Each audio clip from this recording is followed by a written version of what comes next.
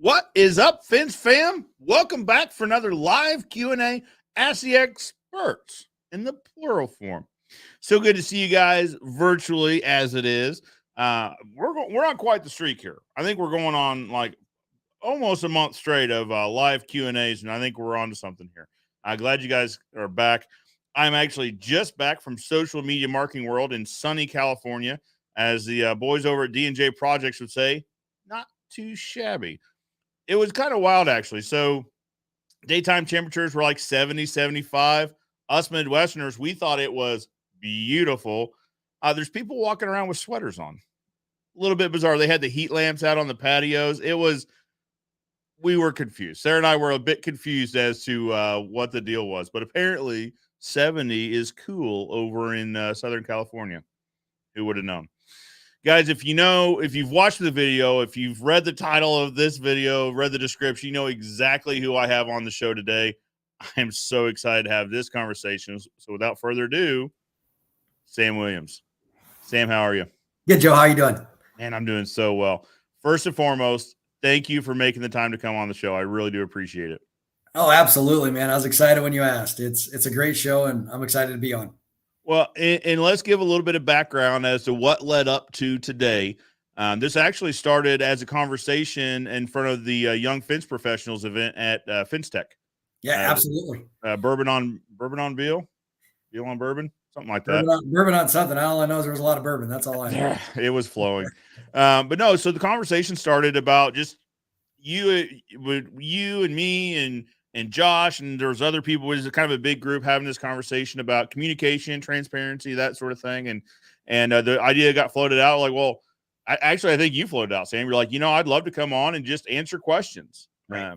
You said it best when, because we were talking about just there's a lot of misunderstanding in the community in general around AFA and just kind of subject matter around AFA. And you had the point, you're like, well, here's the thing is, sometimes these answers that are floating around, they're just absolutely wrong, but they're wrong because people don't know the answers. And when they don't know the answers, they kind of make up their own answers or a version of, I mean, we've all played the telephone game, right? Where it starts out where, Susie wore a red dress and then it turns into Tommy rode an elephant or something like that. You're like, right. These aren't even closely related, but and so it might be a little bit of that too. Just the message kind of gets diluted down, but the point being, we've got you here so that way we can kind of ask questions and get the answer. Yeah. Right. And Sam, one thing to your benefit, the one main thing here is the one thing I appreciate is a lot of the questions I've had for you so far. If you did know the answer, you were great about saying, hey, listen, I don't know the answer. However, I know how I can find the answer. I'll get back to you. Yeah. I appreciate that. Oh, absolutely. We've got a great staff within the board. Fusion, Tony Thornton is our executive director. I mean, we've just got a great staff of people that we can go find the answer from.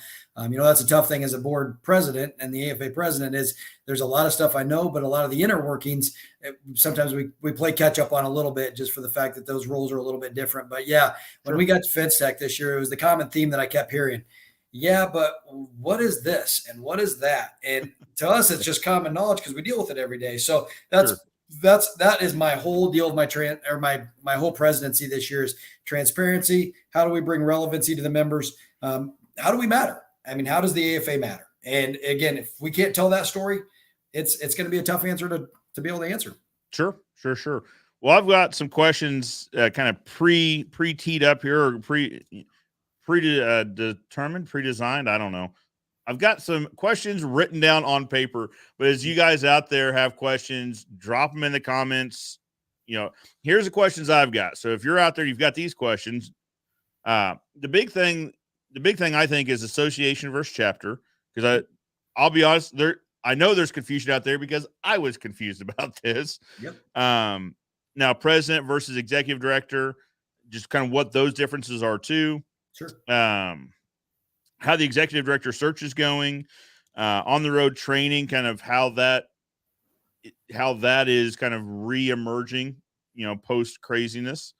I'd like to talk about a Fence Tech recap from your point of view, just because I went and I attended, but it's always interesting to hear other, kind of behind the scenes look at that. AFA Divisions. This I think would be a good subject because I was very in the dark on that just through my own ignorance. And then there's some elephants in the room that I'd like to kind of bring out into the open.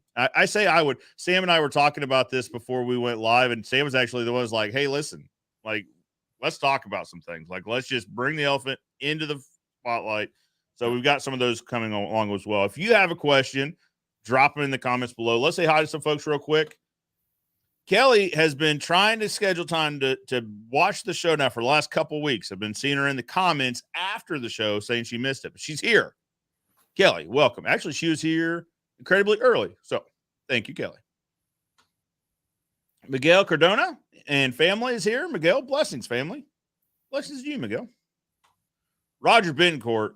Now, Sam, Roger might be our number one OG fan of the show. He's been with us for a while. And if you guys watch any of the other YouTube shows, Danny Cannon, Sean King, Mark Olson, I'm sure here's the dangerous thing with naming shows. I'm sure I forgot some and it wasn't intentional. But Roger's in all of them. So Roger, thank you. And he's not wrong. Don't forget to hit the like button. All right. Joe Rivers, love the name. First name specifically. My favorite show of the week. Welcome, Joe. I always like this name, Truth Seeker. That's just a fantastic name. What's up, Jason from Nashville? Nashville's a pretty good time. And Sam, FinSec is going back to Nashville. Yep, we'll be there in 2 years. Nashville's on the schedule. I'm looking forward to that. Miguel and his family from Lorain, Ohio. OHIO. Joe is Straight Arrow Fence in Florida. Man, these Florida guys, I am jealous of Florida guys for sure. They get to drive post. They get sunny weather in the winter. I mean, it just year now round. It gets kind of hot in the summer. Okay, but Cannon Johnson, everyone knows who this is. Morning, guys. Checking in from Tennessee. Currently, the restroom to be exact. Enjoying my morning coffee. All right. Well, Cannon, I'm so glad to have you on, no matter where you are. Roger said that's weird. I got an old video and had to exit and rejoin. Not sure. Listen, I'm a fence guy that tries to do technology, so I think I've got all this figured out, and then I don't. It helps Fence Fam. All right. Yeah, exactly. Give us a thumbs up. Give us a like. It definitely helps. We know this lady, Susie Wells. Happy Saturday from Oklahoma. All right. I see Roger's got questions, so we'll tee that up first. Oscar's here from Texas. Hello, Oscar. Oh, we know this guy too, Randy Ward. Hello, Joe. Randy Ward here. Hello, Randy. I'm glad you got to join us. Hey, Randy. For sure. Let's see. So Roger, I'm gonna say this. I see your question, and it's a good question. So I'll bring it up on screen, but just know that I'd like to talk about it more in depth here in a little bit. So what does AFA offer that one cannot get from being plugged into social media? So that's kind of on our agenda to talk about is AFA's why. Right, the why of AFA. So, and I think that kind of dovetails nicely into Roger's question. But let's kind of start at the top because if I don't, I'll get lost in the questions and then we'll forget some. So, AFA, the American Fence Association, but there are also chapters of the association. So, Sam, can you break down to us maybe the differences or the definitions between the two? Absolutely. So the chapters are basically our grassroots. That was our membership drive back in the day and still is today. So the best way to gain members was we found through the AFA, and I say we, it was well before my time, they found that if they could bring everybody together in a social environment, bring a networking bond to everyone, then people would want to join something that was bigger than their own company. And so that's where the chapters came from. So everything on a local level came together as a chapter. So you'd have these regional chapters all over the country.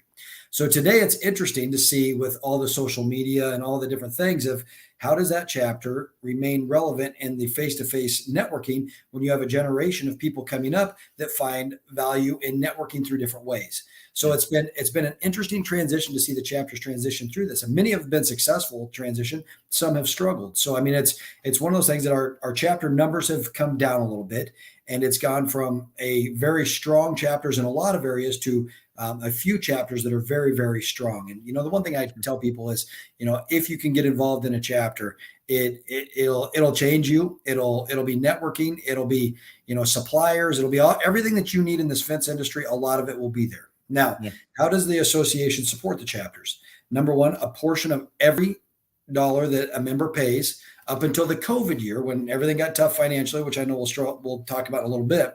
But when everything got tough financially, up until then, a portion of every membership due went down to the chapter if the person was in the chapter region. So that's how we supported the chapters through the association.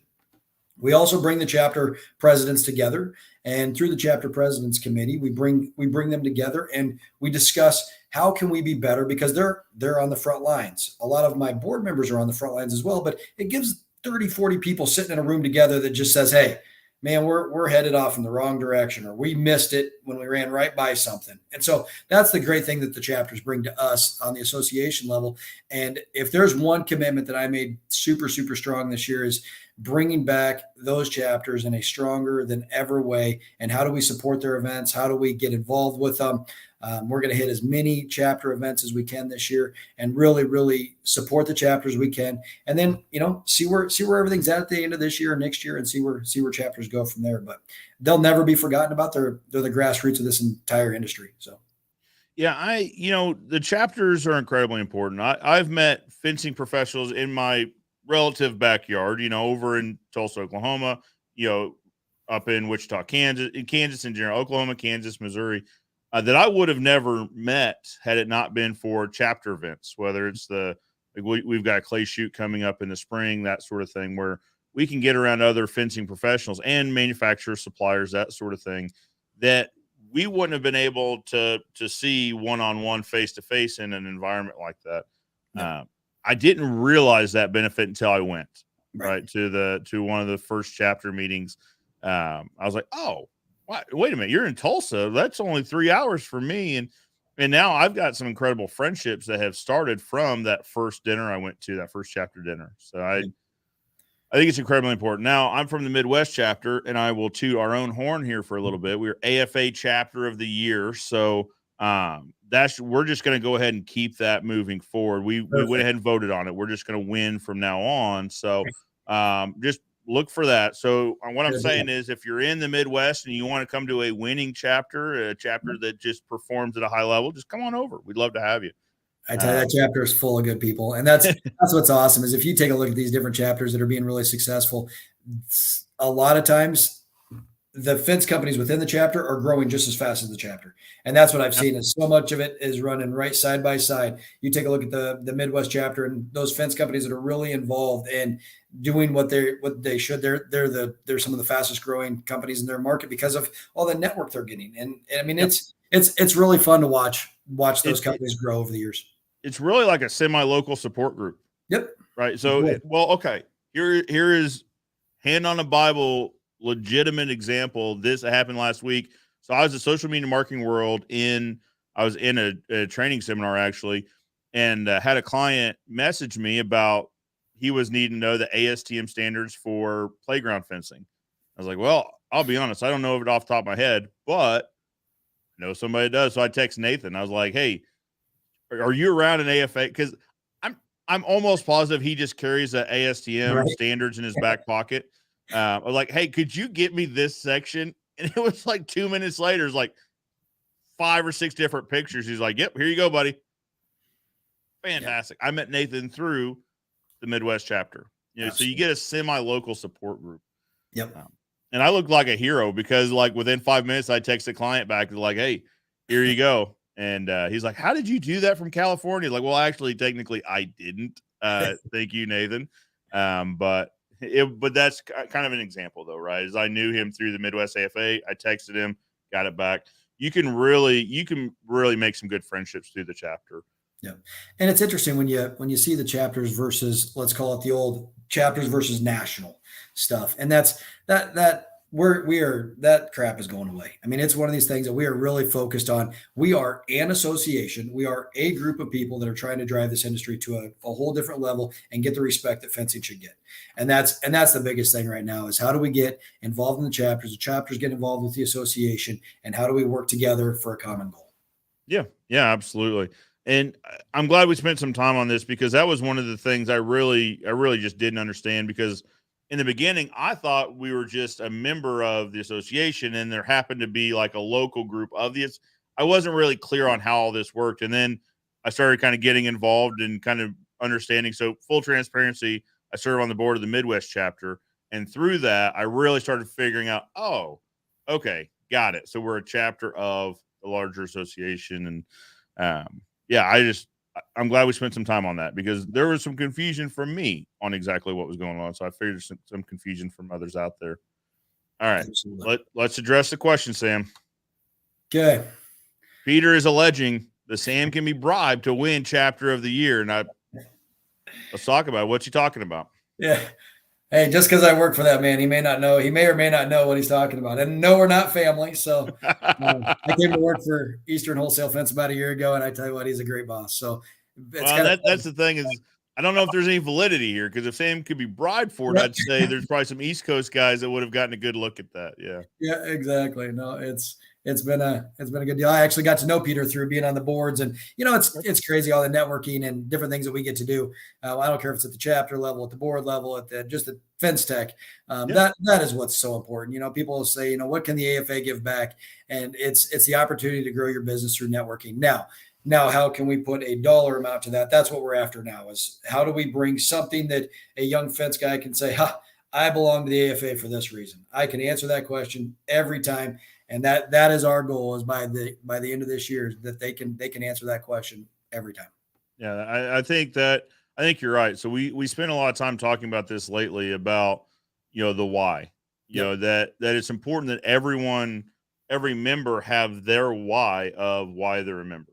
Right. Yep. So, and I'll be honest, for a lot of years, we were a member because we were professionals, and professionals should be members of their trade organization. Yep. And it wasn't, listen, I was one of the guys. I didn't go to the meetings. I went to Fence Tech once every few years and stuff like that.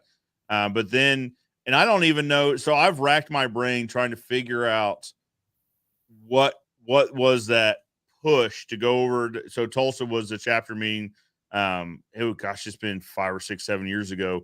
The first one I went to, and I don't even remember what the push was. Maybe because it was kind of close to us, and probably we needed a weekend away, so me and the wife went over. But once I got there, I really kind of figured out. So networking is the overall why, right? But so to Roger's point, what does AFA offer that you can't get from being plugged into social media?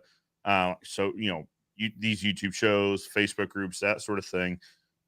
That's really kind of what that was a question of mine, is like, well, I'm already plugged in. I'm in these Facebook groups, I'm in this and that, but you really don't. And I don't even know how to put words to this, but it is networking, but it's in-person networking. Absolutely. And that is so much stronger than a virtual network. Yep. So for example, I'm in these Facebook groups. I have the YouTube channel. I meet people virtually, but to actually meet them at Fence Tech for the first time back in New Orleans and shake hands, and then introductions are made. Well, okay, here's a very good example. Sam, you and I had never met before Fence Tech. Right. Absolutely. But I hadn't ever met Josh either. So he and I were meeting for the first time. He was like, hey, I would like to introduce you to Sam. I was like, really? I would love to meet Sam. Like, that's fantastic. But all this happened organically in person. Yep. And it'll happen to a YFP event that had 500 to 600 people at it, that goes, young fence professionals. What is that? This is a way that we can get together. And I'm definitely not young, but I was there, and a bunch of people were there going, we just want to hang out together. This is what we do. And it was so much fun to watch the business cards being passed around and the different things going, hey man, call me on Monday. I got an idea for that, or I got an idea for this. And it was just neat to see it, it was fun because I got to stand there with a Randy Ward, and we got to stand there and go, wow, this is Fence Tech. This is what we all came in for, is this right here. And this is the group of people that we love. That was the why. Yes. Right. Absolutely. That was the why. It was in person, shaking hands and saying, hey, have you met so-and-so? I just met them. I think you would like to meet them. That personal in-person networking that you can't get virtually. Right. I met people that I've only read about in the Fitz Talk magazines. You know what I mean? That I would like, man, And I would have never reached out to them personally because like they don't know me, this and that. But then in person, one person is already talking with them, and I walk up and Yep. now we're meeting and now we're talking. They're like, man, I've been wanting to meet you for a while. Like, oh, no way.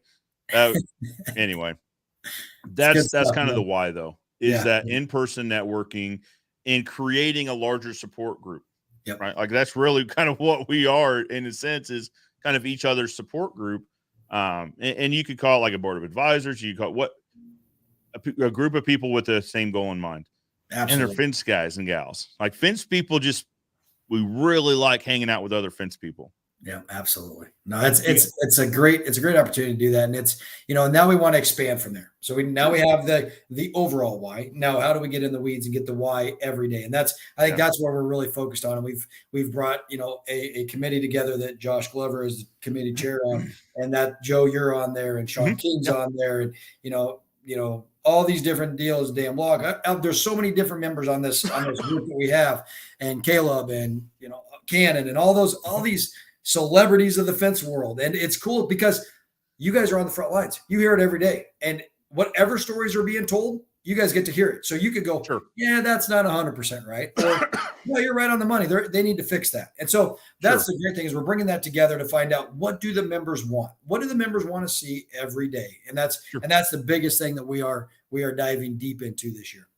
Well, and again, answering questions is the number one reason that you're here, and that we're going to, and you and I had already discussed, we're going to do these regularly. We're going to do them quarterly, to where as new questions come up, we can just address them one-on-one, not one on whoever's watching, right? But give them the opportunity to ask you directly, rather than wait once a year at Fence Tech. And you don't have to remind me, man. I thought it was just you and I there for a second. So you reminded me again. No, I'm just kidding. Oh, so Sam, you're the president of the American Fence Association. Yep. There's currently a search for executive director. And so when I put this post out, and when I put the video out, and I was telling everyone that I was having you on, there was a little confusion as to the difference between president and executive director. Yep. Can you kind of describe what the differences between those two are? Yep. So I'll give you a little background on where I came from. So I didn't actually come up through the chapters. I came up through the Vinyl Manufacturers Association, which we'll talk about in a little bit, which was a division of the AFA. So coming up through that division, that's where I came up through. They got to have a seat on the board. I sat on the board clear back in 2014, and that was my first year that I got to sit on the board. And I knew right away, oh my goodness, I love every part of this. It's the governance side. It's the down in the weeds, the budgeting. It's everything that I loved about the AFA, because I got the networking already, and I got to this. And the sad thing is, I'd been going to Fence Tech since 2002, 2003. I didn't even know this site existed. I just kind of got through the short straw in my company and then got to experience it. So coming up through the board is the entity that basically governs the AFA. So with that, we set the direction, the strategic goals, and all that. Through every one of us get input from different members, different groups that we're in, and then we try to collectively bring that together into 16 people. Those 16 people to basically have a board. To get to president, you have to be a director for 3 years. Then you have to come up through the executive committee. Typically, you'll go secretary, incoming president, president-elect, and then you'll go president, past president. It's about, once you get into the secretary deal, it's about an 8-year commitment from there. So overall, it's about a 12-year commitment on the board. So we're hoping that nobody ever gets to be a president that doesn't know what they're talking about or doesn't have the AFA's best interest in mind and keeps that strategic driver going the direction it was going. So that's the board. So I'm now got to myself to board president, and I'll now start working down that backside like a Randy Ward and those guys, that all the great people that have been ahead of me. So that's the board. Now, the executive director came about in 2014. Somebody might correct me. I think it was 13 or 14. Mike Robinson was the president, and we changed management groups. So when we changed management groups, we decided to go away from a management company and looked at a new management style. So what we run is we run basically a hybrid style of management. We have Fusion, who is our management partner. Fusion runs on a contract, everything through they have 2 different contracts with us. They have the management contract of the operating management. Then they have a Fence Tech contract, and they keep those 2 separated basically within their own company. Fusion belongs to a very, very large company, $1 billion organization that does all entertainment. So the nice thing is they got lots of resources to help us on that side. The one thing we never wanted to do again was lose control of a management group. So we decided to put in an executive director. An executive director is an employee of the AFA. It's the only employee of the AFA that we currently have. So that employee answers to the board and does the day-to-day business of the AFA. So Tony Thornton has been we couldn't have picked a better executive director out of the gate. I mean, you can blame it on God, you can blame it on whatever route you want to go into, just pure crazy luck. But Tony, and what was so cool is I heard Tony tell this story many times. When he walked out of his interview, he said, if there's one no, that they don't think I'm the right person, I'm not interested, because he was all AFA. And so he got to be the executive director, and he has taken that role and just ran with it. He's helped us develop all the education, everything that's come out of the AFA in the last 8 years. He was intimately involved with and had great committees around him to make sure it got done. So he manages the staff every day. The board has very little interaction with the staff unless there's an issue or unless the executive director brings them in and says, hey, we need to have this conversation. So executive director runs the day-to-day business. The board just helps navigate the cruise ship. So he's on a speedboat, we're on a cruise liner, and we make little tiny adjustments. He's doing this all day, depending on what direction we're going. So that's kind of the two differences. And the board president changes every year.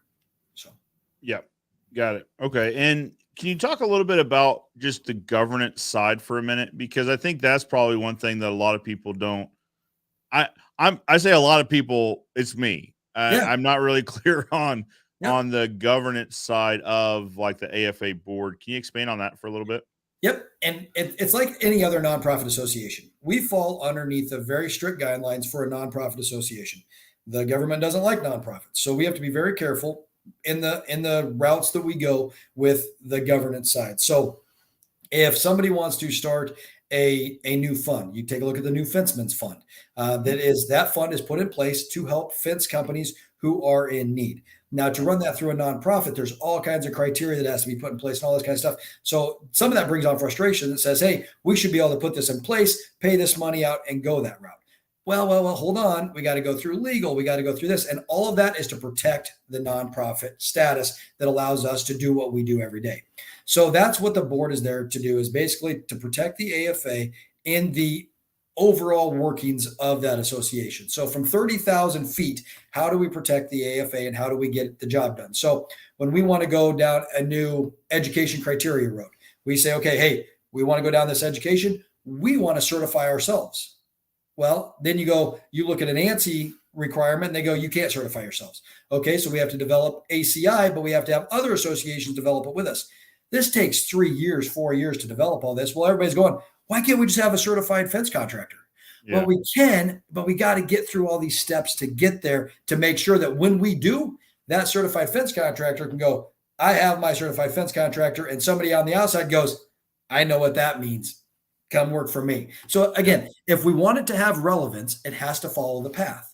And so that's where the governance comes in. If you look at most of our agendas, oh my gosh, most of them are watching paint dry. And but it's those one or two topics that we get into and get to dive in deep and get in all those things that's what makes it worth it. I mean, it's just because we get to see, wow, the AFA will be here 4 years from now, 5 years from now. So education was that way. We said, this is our plan for education. And now watching it all come about is because of all the work we did 4 years ago. Sure. And I appreciate that, Sam, because I think that clarifies a little bit for me on the governance of what governance just means. And so governance is really protecting the longevity. Absolutely. Yep. Right. And that's kind of how you wrapped it up, to make sure that AFA is still here 4, 5, 6 years from now. Yep. And if you think about it, so AFA is a membership association. Yep. So all of us are members of the association. The board's really kind of protecting our best interests in the association. Would that be right? Absolutely. And we're not only a member association, we're a contractor association. Right. we are a contractor driven association. A lot of people forget that the vendors are involved and they've got all these deals. The vendors are amazing. But again, without the contractors, the vendors don't have anybody to sell to.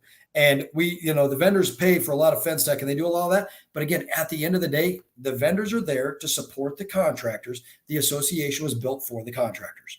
Now we have found a lot of ways to involve the vendors, involve a lot of that stuff. But at the end of the day, what a lot of people forget is as a member contractor, this is what the association was built for, to protect your needs, give you clear direction, what can and can't happen in the fence world. And if we all get in that same path, I'm telling you, we can go to the sky's the limit.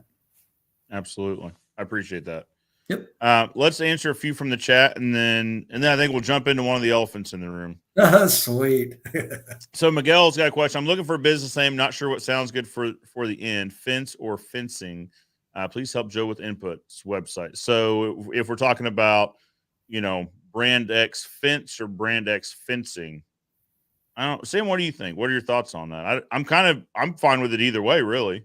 Yeah, I don't see a big difference in it. I see super successful companies using them both. Yeah. One is more of an active, fencing is more of an action, and Mm-hmm. people may be able to relate that to the active putting up a fence. Fence, if you're going to be more of a supplier, it may be more of a route that you would want to go down. But I think either one of them are super successful. Yeah. So Miguel, if you want to reach out to me directly, it's joe@thefenceexpert.show. I'd be happy to help with you. You don't want to have this conversation like on a public channel about names per se, because there might be some tricksters out there that like to buy URLs for websites. You know what I mean? So I'd be happy to help. To the specific question, fence or fencing, I'm really okay either way. I mean, my company's Ozark Fence, but there's also, I can think of 3 or 4 really successful companies that are fencing. Yep. So I don't know that you could go wrong either way, honestly. Kevin Bruce is here, Landmark Creations. Good morning from Tacoma, Washington. Kevin, good morning to you. Kevin was the winner of the first ever Day with the Expert, spending the day with me and my team. We flew him in from Tacoma to meet with me and my entire team. And we sat and talked business for a whole – actually, we flew him in the day before. I'm telling you what, we ate some good barbecue. I'm not going to lie. I mean, we got a lot of business stuff done. That is important. We also ate a lot of good barbecue. So nothing wrong with barbecue. They're coming back. They're coming back in April. So I'm looking forward to that. But no, so we're actually, so the end of next month, we're going to have Jason. Jason's our second winner. And so quarterly. So Sam, what this is, so quarterly, I bring in someone from the fencing world, a newer contractor that's kind of getting their feet under them. And it's really looking for that push into whatever that next growth phase is. And we sit around and talk business for the entire day with Sarah that runs our residential, Jim, my dad, that runs our commercial. We bring in Matt with basically my whole team and just let them round robin with questions. Man, that's awesome. Incredibly powerful. It really is. That's cool. Mentorship is huge. And we've tried to get all of our board members to challenge them and, become mentors and help anywhere we can. So Joe, good for you and your team, because that's how we change the industry a little bit. Here's the thing too. And I would recommend mentorship to anybody that asks. Like, I think this is wholeheartedly think this is important, because so I see there's a comment down here. So I know Matt's with us. He's like our lead fabricator, but also our building and grounds director. But he said it best after Kevin and them left. He's like, I feel like I learned and we learned as a team just as much as they learned. Yeah. Because we're sitting at a table just talking through their questions, and my answer is a little bit different than Matt's answer, a little bit different than Jim's answer. It's like, oh, okay, we need to clarify exactly what this is. And yep. I think mentors get just as much out of it as the mentees. Is that the word? The folks that they are mentoring. And you hear that in every time. I don't care who you're mentoring, whether it's in the health world, the fence world, wherever, you hear from the mentor all the time. I honestly feel that I got as much, if not more, than what they got. And I tell you what, that's that win-win that builds a relationship for life. That's the thing. Yeah, Kevin and I, we stay on a pretty consistent communication base, at least once a week or so, just chatting about each other's businesses now. He's on a pretty solid trajectory now. He was on that trajectory before. I don't want to be like the one that's like, yeah, because he came here, but he's got his head in the right place. So Kevin, glad you're with us for sure. Can't wait to see you again. William's here from Flippin, Arkansas. That's the best town name ever. Flippin, Arkansas. You could just go so many direct, top quality home services. William, welcome. The one, the only, Dan Wheeler is here with us. The Fence Industry Podcast, the first podcast for the fencing industry. I think I got that right. Dan, welcome.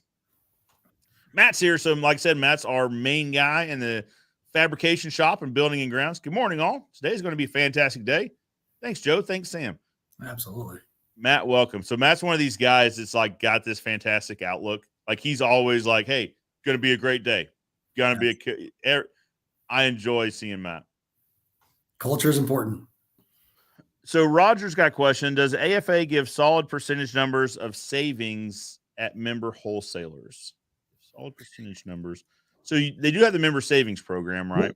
Yep. So we have a member savings program. That member savings program is outlined on the AFA website. And so with the member savings program, we have partner companies that have come in and basically said, hey, because we have done basically a buying group. If you're an AFA member, you're part of our buying group. And we have to be careful of that a little bit. But basically what it is through that, you can go to one of these member savings programs and you can say, I want to be with Ariat Boots and I want to supply my contractors with boots and I'm going to join that part of the program. Then you'll get a discount based on volume and all that kind of stuff, but you will get a discount because of all the other AFA members who are using the program. So there is a percentage there for sure that through that. So if you haven't looked at the membership savings program, it's on the AFA website. Go take a look at it. And again, we can dive deep into that on the next time we want to. We can go into all the different programs, what those percentages of savings are. I don't have it with me today, but we can we can provide all of that.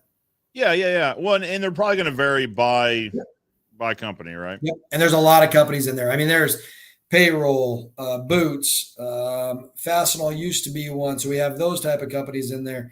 We have lots of different avenues that you can use. And it's funny because you'll watch and companies will be like, yeah, I use the Payroll one, but I don't use any of the rest of them. Well, why not?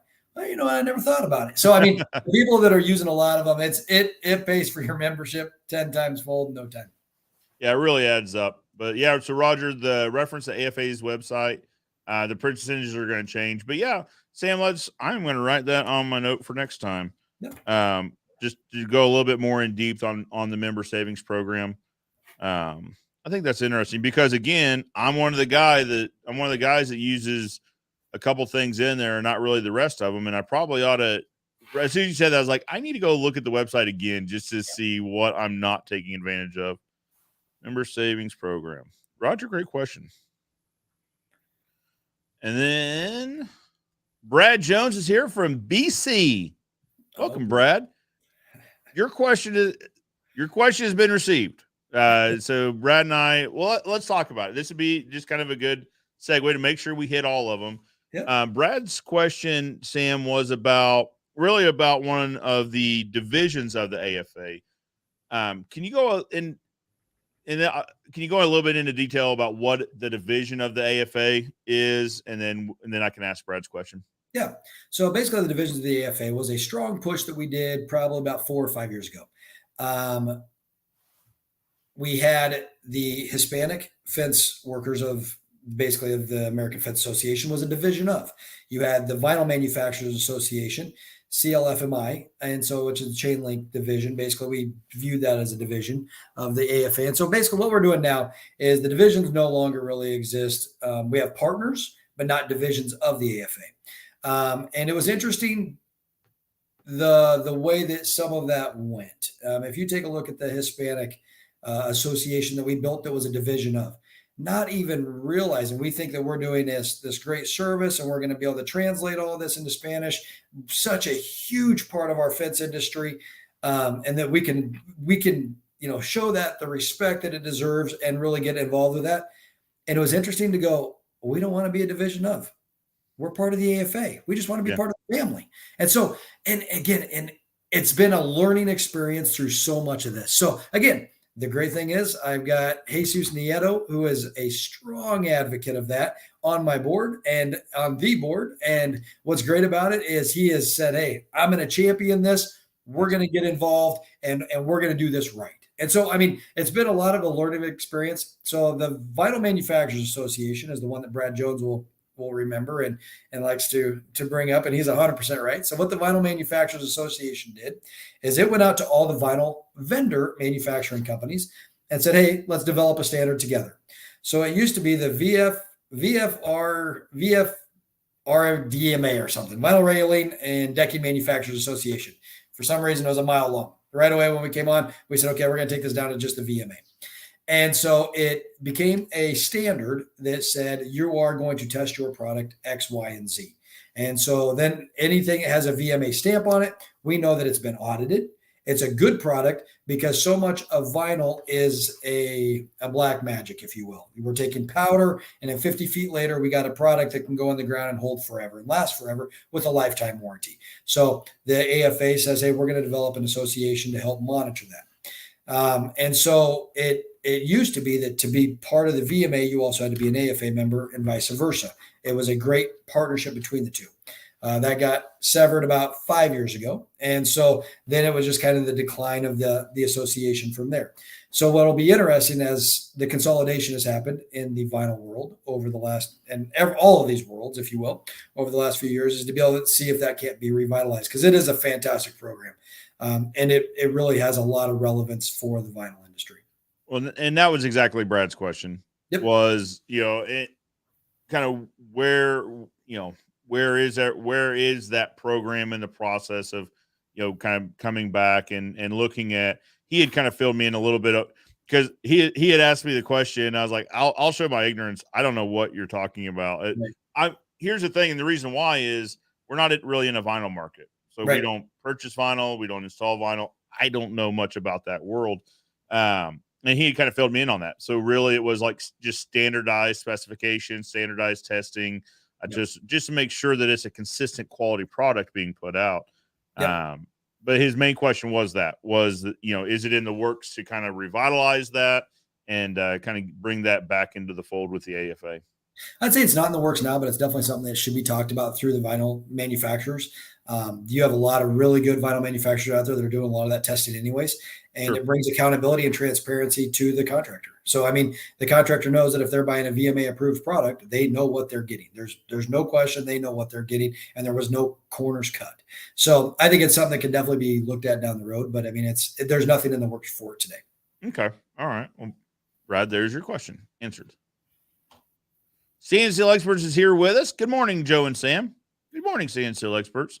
Now, let's take a moment to talk about this real quick, because I forgot to mention this in the beginning. So CNC Experts sponsors my show, the live YouTube show, and you're watching on Facebook and all. Sam is a guest on this show. And I want to be clear about this because so while CNC Experts is sponsoring this show, it's not really a reflection of the AFA. It's not them giving preference or deference to one brand over another. They're sponsoring my show. But welcome, guys. Glad to have you on.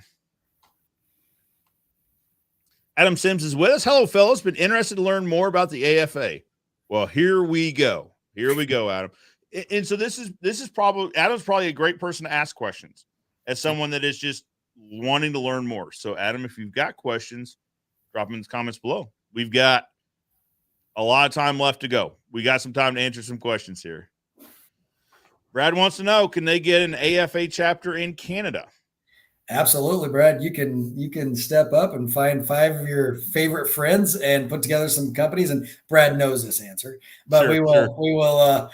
We would love to have that. And so if it's something you want to put together, Brad, get a hold of me and we'll go through there. Brad and I text a lot. We talk a lot. So I think the biggest thing is getting other fence companies and other people who are in our association to step up. And the biggest thing is we got new chapters coming up in Georgia and some of these different areas where it's 4 or 5 fence companies that says, you know what, we're missing something. We need this in our area. We don't want to go clear to Gulf South. We don't want to go clear to the Carolinas. We want our chapter. And I think that's where Brad's at. We don't want to go clear to the Northwest and these different places. We can do it. We can do something in Canada. So Sam, that's an interesting. Okay. So I didn't know that, to be honest with you, that, if you felt like you were outside, like if technically you were within the boundary of a chapter, but you really felt like you weren't part of that chapter, you could get 5 or 6 other guys together in your area. And is it an application process or? Absolutely. Yep. You'd reach out to myself, or when we get the new executive director here in a couple of weeks, or even Tony for the next couple of weeks, reach out to any of us and let us know that you have interest in it. And we'll walk you right down the path of what it takes to start a chapter. It's a lot of work, but the benefits are there. I mean, the nice thing is even the AFA has money set aside as seed money that if you start a chapter, we will contribute this much money to that chapter. And so the nice thing is there's lots of different ways to make it successful. But if it's something that it needs to be a passion of yours and it needs to be a heart's desire, because It's like starting a podcast. It's like starting anything. It's a lot of work to get it up and going. But when you get to sit back and go, watch all these people commenting, I'm there. And that's when these chapters get to sit back and see 100 people at a golf tournament, they get to smile and go, we're giving back to this industry. So, Yeah, yep, absolutely. absolutely. Because I'm glad we hit on that, Sam, because I was talking to someone that is they're a member of the AFA, but their point is they're like, I guess I'm technically in such and such chapter, but the meetings are always 2 states away. So it's not feasible for me to try to be involved with them. I want to try, but I can't make I can't make this trip. So, Yeah. so the advice there would be get 5 or 6 other companies together and reach out to you guys for some more information. Yep, we need enough for a board. The chapter needs to have a board. And Yeah. so once we have enough for a board, then absolutely. Then we'll just basically walk right through. There's a chapter success plan. There's all these different things that we can give as a guide of how to do that. And yeah, you'll have our full support. Fantastic. Fantastic. Great Brad, question. now you know this. Now there's no reason why there can't be. So go ahead and just reach out and figure out what that looks like. And I can't wait to announce the newest chapter whenever that comes around. No, so I met Brad at FinStech. So again, another person that I wouldn't have met in the social universe. Actually met him over at the My Salesman booth of all places and talking with Matt over there. But fantastic guy. I can't wait to see the chapter that you guys form up there, Brad. No, Brad's fantastic. Nathan Down says, Jesus is awesome. So is Sam. Bringing together an entire community as one. Absolutely. I agree. Thanks, Nathan. We're doing what we can. And that's the biggest thing is, I just want to take that veil that's been, what do they do in those board meetings? What do they do this? Rip that thing right down the center and just say, hey, here's everything we've done good. Here's everything that we're working on. And here's everything we can do better. Well, because I felt like the answer in the past, not from any one person, but just in general is like, don't worry about it. We got it under control. Business as usual. It's like, well, but what does that mean? I don't know what that means. Like, I kind of want it. I'm not worried about it, but I just kind of like to know. Sure. And as a member paying, somebody who pays, and what's crazy is that even our board meetings, as a member, you can come to the board meetings. And so, I mean, it's there's so many of these things that people just don't know. And that's, True. Our annual meeting that we did had 30, 40 people in it. That thing could have 1,000 people and they're asking questions. We're good with them. That's, again, it's just going to come through education and put it out there for the members and say, hey, come to us. Help, let us help. I mean, at the end of the day, without members, this association doesn't have any relevance anyways. Yeah, absolutely. Roger says, has the AFA considered getting involved with or creating a healthcare program or a 401k retirement plan, maybe within that membership benefits program or something? Yep. I don't know where they're at with that membership savings program is on those items, but I know we have a great insurance program for your company. We have great insurance companies through that, which probably handles a lot of the insurance side of even their personal lives. I've never dealt with it a lot. Andy he's our rep on the insurance side. He does an awesome job. But as far as 401ks, and I don't know if anything's on the horizon on that, Roger, but I can definitely get back to you. Yeah, fantastic. Absolutely. All right. This is not Bobby Firecracker. He is not a NASCAR driver from Talladega. Kenny Dugan, we know who you are. Does AFA carry over into farm, ranch, etc.? I tell you what, if there is an industry that is changing extremely fast, this is the farm and ranch community. I got my eyes wide open when I got to go to fence installation school and I watched the ag guys going, these guys are engineers the way they're putting this in. It is an awesome program. So absolutely. We carry over. The biggest thing is getting the ASTM specs changed and updated. I think that's a common thread in all of the different fence styles. ASTM is an awesome guide, but we have to push harder from the fence side as to getting those updated. And, those are one thing that definitely needs to get updated for this. And I'm telling you, if there's one area that ASTM hasn't kept up with, as well as some of the others, farm and ranch is a big one. And there's some awesome stuff out there with Luke Gibson's group and some of those, the fall fence forum and what they're doing. I'm telling you what, if you have any interest in farm and ranch, check out that fall fence forum because I can't wait to go. This will be my first year going to it, and it'll be a good deal. Yeah, that's the thing is I think so. Last year I had a speaking conflict, but I want to try to get there because I see all the videos. I'm like, I want to be in the middle of this. Yep. we're not an ag market. There's not a lot of that here. But I still want to go be in the middle of it because to your point, like these guys are engineering this fence to withstand so much more than like our typical residential or commercial fence. So I think we could learn a thing or two from how they're designing their fence layouts and that sort of thing. Absolutely. So the answer is yes. Yes, absolutely. Not Bobby Firecracker. Kenny Dugan. The answer is yes. William says, good morning, Saints Hill experts. Miguel says, in joining the AFA, how fast is the process to be an AFA member, and is it expensive, and is it beneficial for my family, crew, and I? This is the question. This Miguel, you hit the nail on the head with this, and I'm glad you asked it. I'm glad you packaged it all together, because this is really the question. Right. Yes, absolutely. It's a fast process. So you can either go through the AFA website or contact the AFA group through the 800 number. They'll walk you right through the process. We have Taylor, who works for Fusion, but is all about membership. So she deals with members, new members, reoccurring members every day. So she will walk you right through the process. If you have any questions, just call the 800 number and ask for membership. Taylor will walk you right through it. If you want to go through the website, go through the website. So as far as the process is very fast. So typically how it's going to go is you're going to say, I want to be a member of the AFA. You'll fill out an application one way or the other. And within 30 days, you're going to get a packet in the mail, 30 to 45 days, somewhere in there.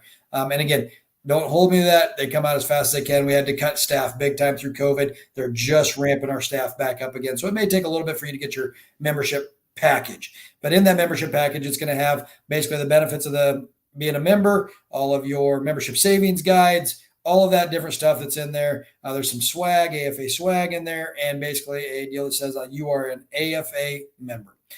For a contractor, it's $350 to become a member. And right now we still have on the AFA is paying half of that. So right now it's half membership still. So that was supposed to end already, but we just kind of keep carrying that on through all the cool membership stuff that we're trying to do this year.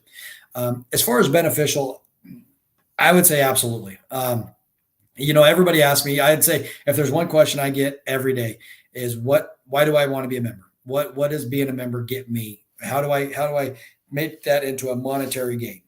Yeah. Membership savings program is huge. We've already talked about all of the different networking possibilities that you have through the AFA. Joe and all these different guys who are just out there saying, hey, this is how to be a better company. This is one more tool in your toolbox. So the AFA is one more tool that we give in the toolbox.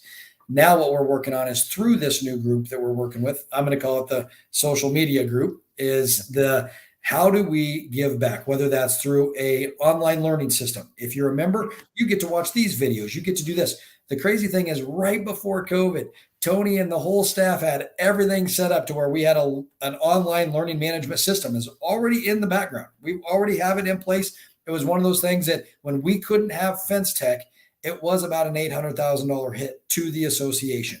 We had to cut programs, had to cut committees. That is one that got cut. So I would say watch over the next year. I can't make any strong commitments, but watch over the next year and see some of the cool stuff that comes out. And I'm going to bet if I have anything to say about it, and if any of my board members have anything to say about it, that one will be top of the docket. So yeah, and I know in our committee meeting, in Josh's committee meeting, we had discussed that about the virtual learning system, and I was surprised to hear you say that same thing. You had said, well, it's actually kind of in the background, like we're getting there, like we're getting close to that. Yep. I think that would be a tremendous benefit. I really honestly do. And one thing, so I see a question coming up in the chat too that dovetails into this is the on the road training, the fence installation school. We're getting ready in Arlington. They're getting ready to have the I'm going to butcher this, but basically fence business school. Yep. Or that's not what it's called at all, but that's kind of the general principle of it. Yep. But if the difference in member and non-member pricing, if you become a member and you go, the savings is there. I mean, almost immediately. Yeah. So if you get to sit through that operators management school, I'm telling you what, Josh Glover and Veronica, what they do, Veronica Richardson, I'm telling you what, they took a school, wrote it from scratch, and we had it for the first time at AFA University in Arlington last November-ish. And I'm telling you, those guys put on an amazing school. So if they go into budgeting and basically every part of the operational side of your company. So that's a fantastic one.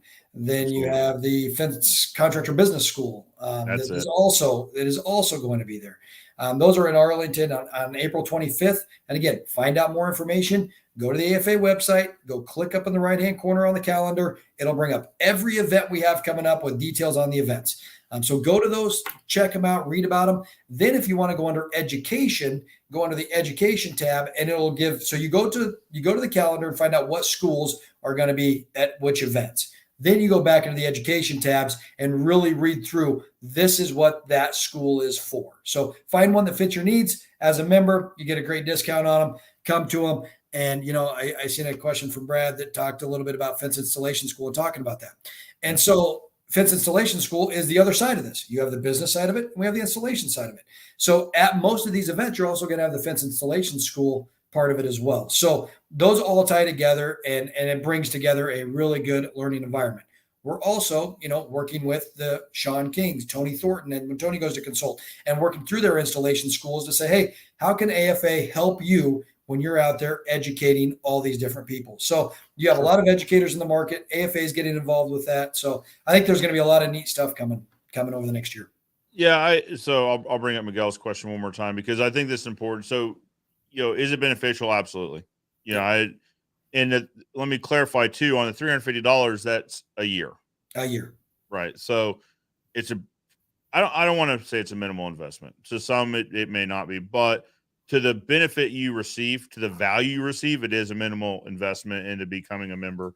The installation schools that we attended, I mean, there's value there. There absolutely is value. And I look forward to going to, we're not going to be able to make it this year, but the operations school, it's something I'd like to see.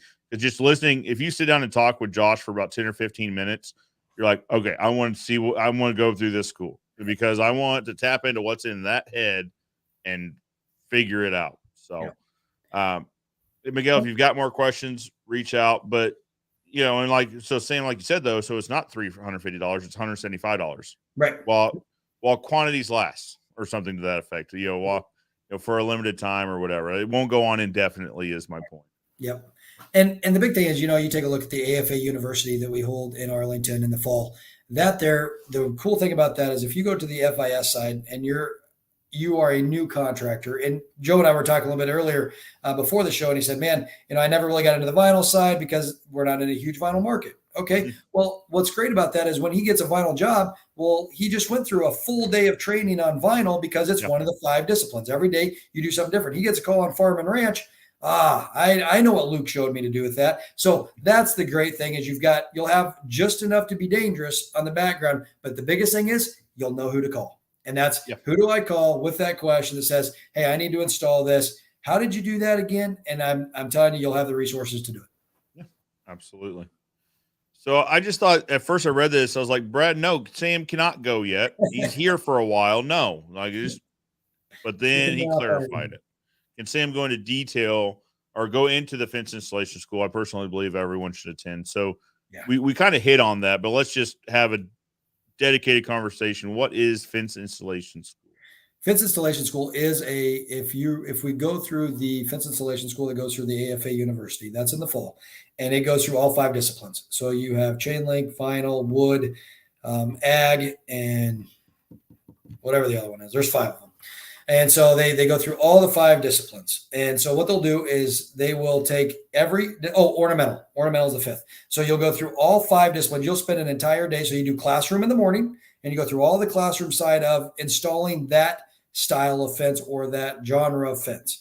And then we'll go through all afternoon is actually hands-on, nailing it up, staining it, the whole works for fence installation school. Now, the cost is, $1,800 to $2,000. So people go, man, that's expensive. This is where the chapters come in. Chapters a lot of times give scholarships to these schools. Do not let the cost push you away. We have the AFA Education Foundation gives scholarships. Chapters give scholarships. If you want to attend and there's a cost problem with attending, reach out to one of us. Let us see if we can get creative to help and get you tied up with a chapter, because then, again, you become involved in that chapter. That chapter gets to use you as a resource, and networking. You get to go to an $1,800 deal for fence installation school. It is a give and take, and I promise you it'll be worth it for both of you. Absolutely. Yeah. And this kind of dovetails into another conversation, which is on the road training. Yep. So on the road training is a version of fence installation school. Is that right? Yep. It's a shorter version of fence installation school. If you take a look at the school that we're going to do over in Baton Rouge. So you have the gate. I got to read it so I don't mess it up. The gate automation technician school. That is typically a 5-day school, hands-on, going through all the classroom, all that stuff we do down in Arlington. Well, we've taken that and said, hey, let's only do the classroom portion of it. They need to be able to go and pass this test and get their certification. We'll worry about the hands-on later. So right now, this is going to be, hey, we're going to throw you into the deep end of the pool and teach you everything we can about the book side of the automation gate installation technician side of this. And that's what these are for, is we're going to bring AFA to you. It's, yep, everybody can go to Arlington, whatever, but there's a lot of people that say, I can't. I'm up in New York. I can go to something in New York if you had it. Again, New York will be September. Arlington will be in April. Baton Rouge will be in May. Pacific Northwest is going to be announced here shortly. So there's a lot of different areas we're going to bring that same training to you into your market. Yeah, and so some of them also have the actual fencing disciplines as well. So we attended one up at Matt Warner's facility there, Empire Netting and Fence. When it was last fall or late last summer anyway, where we did chain link and vinyl for two of the disciplines on the installation side, which unfortunately I didn't get to do the vinyl side because there was like a mini tornado that came through and just displaced everything. But no, so fence installation school, the school itself is in one place and it's for 5 days. But if you can't make it, there's likely a on the road training near you. Yep. Absolutely. And then, you take a look at the chain link welding class that we did at that same Nebraska event. Oh, that's right. Yeah. Huge hit. And up in New York, when we do our New York event in the fall, we're bringing back that chain link welding class. So, I mean, it's there. We keep trying different stuff and finding out what are the needs of our members. What are those needs? And those schools will be tailored around the needs of the members in that area. Well, I think that's a fair point too, Sam, to talk about is if you see a need, say something. Yes. Right. If you see a need, bring it up to the AFA's attention to say, hey, I think there's a need to talk about this discipline or something like that. I know my sister did the welding side and she absolutely loved it. So now, Matt's my lead fabricator. So don't think you can take Sarah into the fab shop. We need her on the residential side, but if you ever need a backup, she's available. This is an interesting question. As a staining maintenance contractor, would AFA benefit someone in the staining world? Absolutely. It's going to be the product that you're staining is exactly what we are pushing, and we have to develop people to build wood fences. And that's the biggest thing is as more contractors get more comfortable with building wood fences, and we've seen that wood do, whatever it's done in price, gone up, gone back down, and it's gotten back to where I think you're going to see a great summer for wood. And that's these same contacts that we have in all these other disciplines is huge in the staining world, because that is such an amazing product to add on. And if you don't, you know what the wood fence is going to do. I mean, wood is wood. And if you don't protect it, just enjoy doing it again in a couple of years. So, well, as a fencing contractor that installs a lot of wood fence, it makes sense for us to bring staining in, right? Because we get to maintain this fence that we just built and stay in front of the client, the customer, repeatedly over the next 5 to 7 years. And if they move, now we've maintained this relationship for long enough that we go talk, we talk about building their next fence and maintaining their next fence. So Caleb and I had this conversation. So Caleb Roth puts on a staining university in Nashville every year. And so we were talking about this there about wanting to try to bring staining more into the fold with AFA, because they are part of the fencing world. Right. They are a critical component of the fencing world. But unfortunately, it's they're not always seen that way. Yep. Right. They're seen as just a completely separate service where, like, as a fencing contractor, I love staining fences. I love offering staining fences and maintaining it. And like I said, we get to retain the relationship. So we probably ought to have this conversation in the next meeting on, what we can do to bring staining and maintenance maybe more into the fold with the AFA. I agree completely. And you take a look at it, that's why ag fence became so popular. Luke and all those guys said, Ryan Sloop, Luke Gibson, all those guys said, hey, you guys pay no attention to the ag guys whatsoever. And it's like, you know what? You're 100%. What can we do? And this is going to be the same thing with staining. You know what? If that's your perception, then it's right.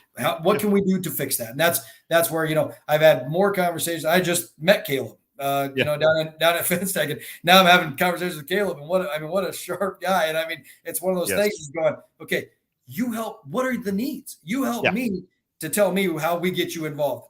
We don't have all the answers, but at the end of the day, I promise you, we have a wide open mind to say we want to include every aspect of the fence industry, because if one's successful, we're all successful. Well, I think it's a win-win, right? Because I meet these guys through Standing University. That's how I met Kenny, was through Standing University and Walt Dennis. And this is the problem. You start naming names, you got to name them all. But incredible professionals. Like, Sam, I'm telling you, you would love to meet Kenny, because Kenny is like the chemical wizard, right? Like, if you want to know how something interacts with something else, Kenny is the person to talk to. And I meet guys like this that in the staining world and the cleaning world, the maintenance, and I think we need these guys. Absolutely. Right? We need these guys because a lot of times fencing contractors don't take on fence cleaning and fence maintenance because it's seen just as like, they're like, I don't know anything about it. I don't want to risk something with some chemicals that might put me in danger, which is a good thought. And so they just don't do it. Right. So, I think these are the guys that are kind of leading that charge into, let me help you figure it out. Let me teach you how to do it safely, and ultimately take care of the fence you just build this relationship, and it's an additional revenue stream, which is always nice. Absolutely. Right. So, and they have such a great system figured out. I mean, if you follow the system, they've got it figured out. There's no reason to reinvent the wheel. You don't need to go buy it at a big box, or you don't need to do whatever. At the end of the day, they have the system figured out. We just follow the guidelines, and it's a revenue stream that's already there. Yeah. So I think bringing them into the fold more with the AFA is a win-win for sure. I agree completely. Nope. I look forward to talking to them more. I mean, yes, now the answer is yes right now, but we're going to continue this conversation in our meetings just to see how we can bring you guys more into the fold. And honestly, we should probably bring guys like Kenny and Caleb into the conversation. Well, obviously Caleb's already in the conversation, but bring these guys into it just to say, what does that look like? Yeah. Right. Like, so anyway, so Kenny has a great question. I appreciate you bringing it up. Brent Mitch is here with us. Now Brent's Northern California, I believe. He's in So here's the problem with people that aren't in California. We're like, oh, they're over in California. That's a massive place. So we did this conference in San Diego. Well, so we're buying some machinery for a company outside LA from Burgundy. So I was like, well, we're going to be in San Diego. Let's scoot up to LA, see these guys real quick, and just see what this is about, and we'll just come on back. Well, on the map, it looks like it's about that far. It was 55 miles. So I'm like, 55 miles? No problem. We can do that. It's 2.5 hours. It's about 2.5 hours to get up there. Anyway, I say all that to say, Brent, welcome, our friend from California. Miguel says Cleveland, Ohio has a new building for any types of events. So, Lord willing, I would love to do my part and look into speaking with y'all and doing an event with y'all here. What do you think? Absolutely. Oh, yeah. Cleveland, Ohio. I mean, there's a lot of folks in Ohio. There's a lot of folks everywhere. Don't get me wrong. But I talked to a lot of fencing guys in the Ohio area. So maybe Cleveland's an option. I don't know. I appreciate you letting us know, though. I made a note. Absolutely. Richard Marley, welcome. Brad Jones says, for Miguel, I guarantee you it's 1,000%. That's a big ROI. Worth it. The contacts you make are just unreal. All the people that want to make the industry better. That's it. Right. So that's the other point here too, is by associating with the AFA and the people that are in the AFA, we're all kind of like-minded. We're trying to push the industry forward into, whether in forward means different things to different people, right? To me, it means professionalism in the eyes outside the fencing industry. I had this conversation. So at this convention, I was talking to Roger Wakefield, who's the expert plumber or the plumbing expert, and also Dustin, who runs Electrician U. And we had a little bit of a conversation about professional trades. And I was like, listen, and it was made in jest. But I was like, all right, hey, we're a professional trade too. So don't you two just sit over there on your side of the table and think you're on the professional side. Guess what? We're professionals too. But this is the thing, right? Is in the AFA, in the professionals in general, we're trying to push ourselves forward in the eyes of those outside the fencing community, making the industry better. 100% agree. Miguel says, this is a great show. Keep it up. Thanks, Miguel. Brian says, vinyl is like a foreign language to us here in Las Vegas. I wish I knew more about it. Agreed. I mean, it's just because we don't use it. I don't know, like, the vinyl guys use all these terms. I'm like, I don't know. Like, is that a manufacturing process, or is that a material difference in material, or is it different? I don't know. Yeah, I'm on the opposite end of that spectrum, Joe. It's all I've ever known. I answered an ad in college, and it said, want to be a salesperson? And I didn't even know what industry it was. I was in business school. What the heck? So I ended up in the vinyl fence industry in '98. So it's all I've ever known. So we do use a lot of terms, but it's a great industry and it's a great product, but it's all the application of what you're looking for and the look you're looking for. Sure.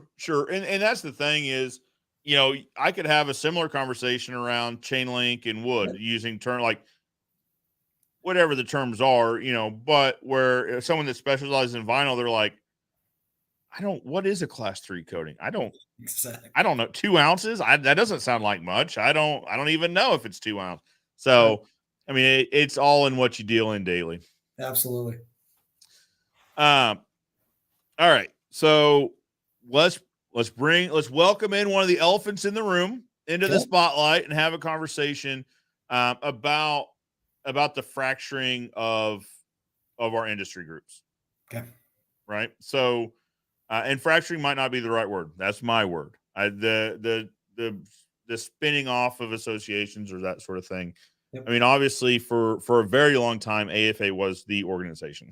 Yep. Right? Growing up as a kid, we were members of the AFA because they were the only one around. Right.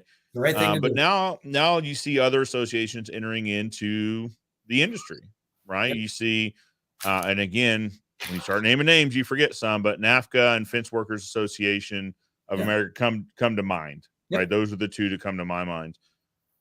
As the president of AFA, can I get your thoughts on other associations kind of entering the industry? Absolutely. And again, this will be my opinion. This is definitely not the opinion of the AFA or the board of the AFA, but my opinion, sitting back and watching this, is I believe this is from us not communicating well enough within a group of people and not being able to tell our story enough and find out what the needs of the members were.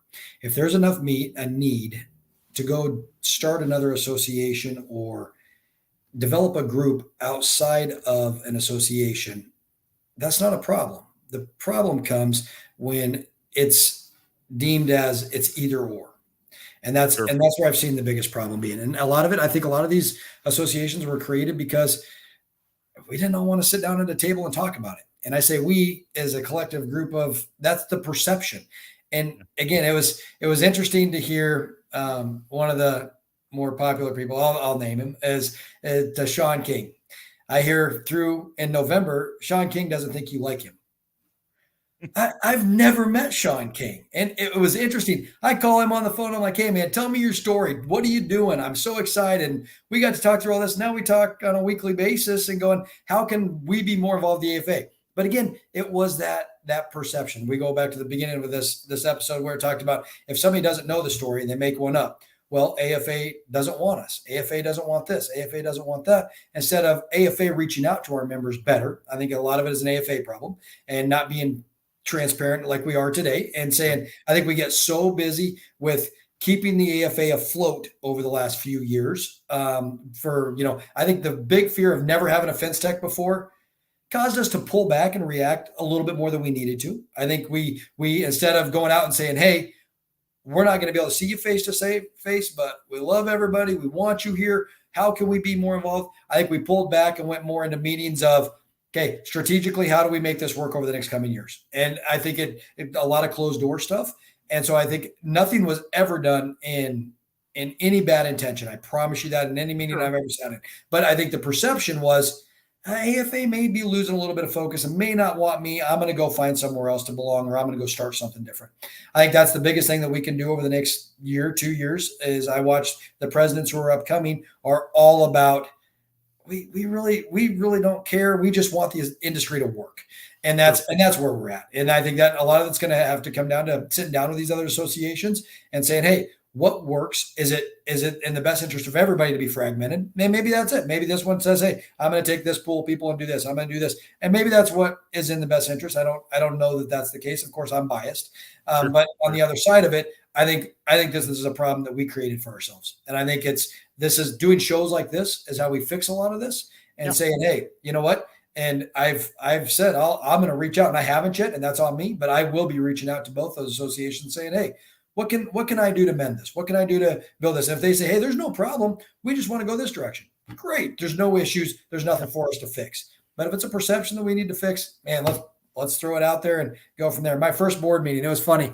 We had a lot of stuff. If you take a look at, we didn't have Fence Tech last year. Executive director turned in his 90-day notice a month before we meet as our group in an annual meeting. So I just said, hey, over being on the board all these years, here's everything controversial I've heard over the last few years. We're going to discuss them. We're not going to finish in a day. We're going to be lucky to finish in 2 days. So clear your calendars tomorrow. Here's what we're going to discuss. Every controversial thing that had been done in our industry that I knew about, not done, but just topics and splitting. I think splitting topics that we talked about, nothing good or bad, right or wrong, just splitting topics. That's what we've done. And I'm on a mission to just clear the air in the AFA. Yeah, absolutely. And so here's my thoughts on it, Sam, is that we, on this channel and on other channels, we really strive to hammer home the fact that multiple fence companies in the same community aren't technically their competitor, operating in the same market, but they're not like fierce rivals, right? We get better together, sort of thing. And that's kind of how I view this too. Is that multiple associations in a market or in an industry aren't abnormal. When you look at other HVAC, plumbing, electrical, there's multiple associations, each kind of specializing in their own thing. Not rivals, and it's not, to your point earlier, it's not either or, right? I'm associated one way or another with these other groups too, and because I really believe each of them has in its mission to better the industry. Absolutely. And I'm here for that. However that makes sense, however we push this thing forward, let's do it. Absolutely. Right. But I think that's probably a fair point though, Sam, in that we need to figure out, I don't know, the mouse in my pocket or something, like how these all work together. Right. Like how can they work together for the betterment? Yeah. And what's the driving force behind it? And that's the biggest thing that we got to find out is if it is, hey, AFA really in its mission statement, all this can't accomplish X, Y, and Z. Man, how can we support you? How can we support that side of it? And how can we do that? I think that's the biggest thing is sitting down and communicating. It's interesting when you got the NOMA group, who is a partner with us at Fence Tech, right? You sit down at the table and there's perceptions that we don't get together often enough and going, hey, how about we get on a call more often? Because there's perceptions that, that are out there as two associations working together for a common goal. And I think that's what it comes down to is communication. And it's not them or us or nobody's any better. Nobody, like you said, everybody's headed in the same direction. Let's just keep everybody going. So I think I don't think it's a bad thing. I think it just is what is the driving force behind it. Yeah, absolutely. So that's something I wanted to talk about just because you see it in the Facebook groups, right? You see it in all these groups, and there's always it almost seems like there's a hushed conversation. You're like, well, did you hear? There's, I don't know, guys. Okay, there is. How do we get better? Right. Like that is the mission to get better. How do we do it? Let's figure it out. I don't know. And I'm the guy that walks into the room and goes, "Hey, I seen your Facebook comment, man. Tell me more about it." I'm that guy, so I apologize if I come across that way, but that's me. I'm just like, hey, if I've wronged somebody or I've done something, man, let's throw it out there, and I'm good. Let's talk about it between you and I. We're going to discuss it, and it's one of those things that I think the associations need to be the same way. Yeah, absolutely, because that avoids misperception, Absolutely. right? Just because Yep. no one wonders what's on Sam's mind. Nope. You know what I mean? Like, and that's Yep. great because Yep. someone doesn't say, "Well, did you hear the way he said that? I think that means this." Like, whoa, nope. Let's talk about it because that's not at all what that meant. No. But And again, I may anyway, misspeak on this show, and that's why a lot of people don't want to do these shows. Is you misstep, and is somebody going to grab that misstep and run with it and say, "Oh, did you see what Sam did?" But if you get to see my heart, I promise you, I'm after the betterment of the AFA and the fence industry. And yeah, if I misstep, I'll be the first one to say, "Hey, I misstepped," or the attorney slapped my hand or whatever. But at the end of the day, sure. we're all human. We're going to do what we can do to make this thing better. Well, and that's the thing. That's the overarching message here is the leaders of each of these organizations, that's in their heart, Yep. is to better the industry. And Absolutely. so sometimes people have different thoughts and different strategies on how to get that done. And that's Yep. fine. Yeah. Like the way I build fence is going to be different than the way my competitors build fence. And that's Absolutely. okay. We're still Yep. building fence to standards, obviously, but it same thing. Same. Yeah. I agree. It's actually exciting times. I'm excited. Yeah. Oh, I can't wait for it. I think 10, 15, 20 years from now, like this will be a pivotal moment in the industry. We'll I look agree. back and say, I got to be there for that. Yeah, me too. I'm excited. Roger's point, Roger probably has a point here. For someone in a recognized trade, Roger, what is the definition? And maybe there is one. I'll ask a question. Is there a definition of what is a recognized by whom? I guess would be my question. The fencing industry is lacking in standardization. And that's probably one of those misconceptions. Yeah. Right? Like there's obviously the ASTM standard, Yep. which is a recognized Yep. standardization. But also through accreditation, we're also striving towards standardization. Yep. And that's one of the main missions of the American Fence Association, right? Is just education and professionalism through accreditation. Yep. I think the biggest thing is now we have some accreditations that really hold water. I mean, they really make a difference. You take a look at some of the old certifications. AFA certified them. It's relevant, and I'm not taking away anything from a CFP to anybody like that. I mean, that test is wicked tough.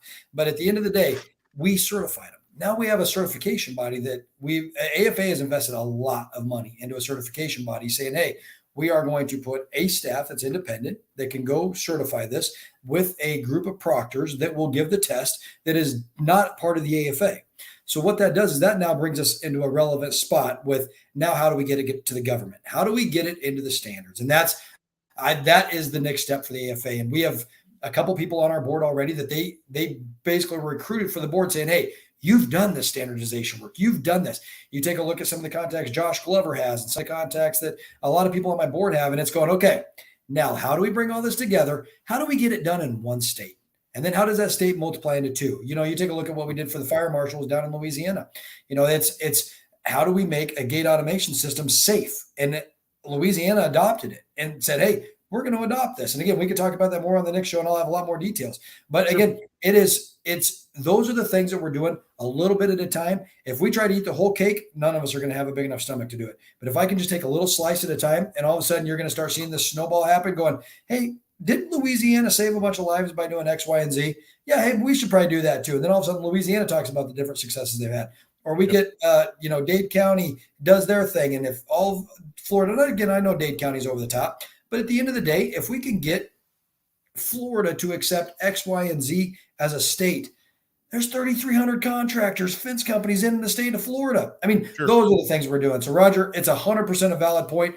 I know what direction we're headed in. And again, it's going to be a little bit of a path. This is the cruise ship model. It's not a speedboat, but on a cruise ship, I guarantee you we're headed right down the right channel and making this a standardization.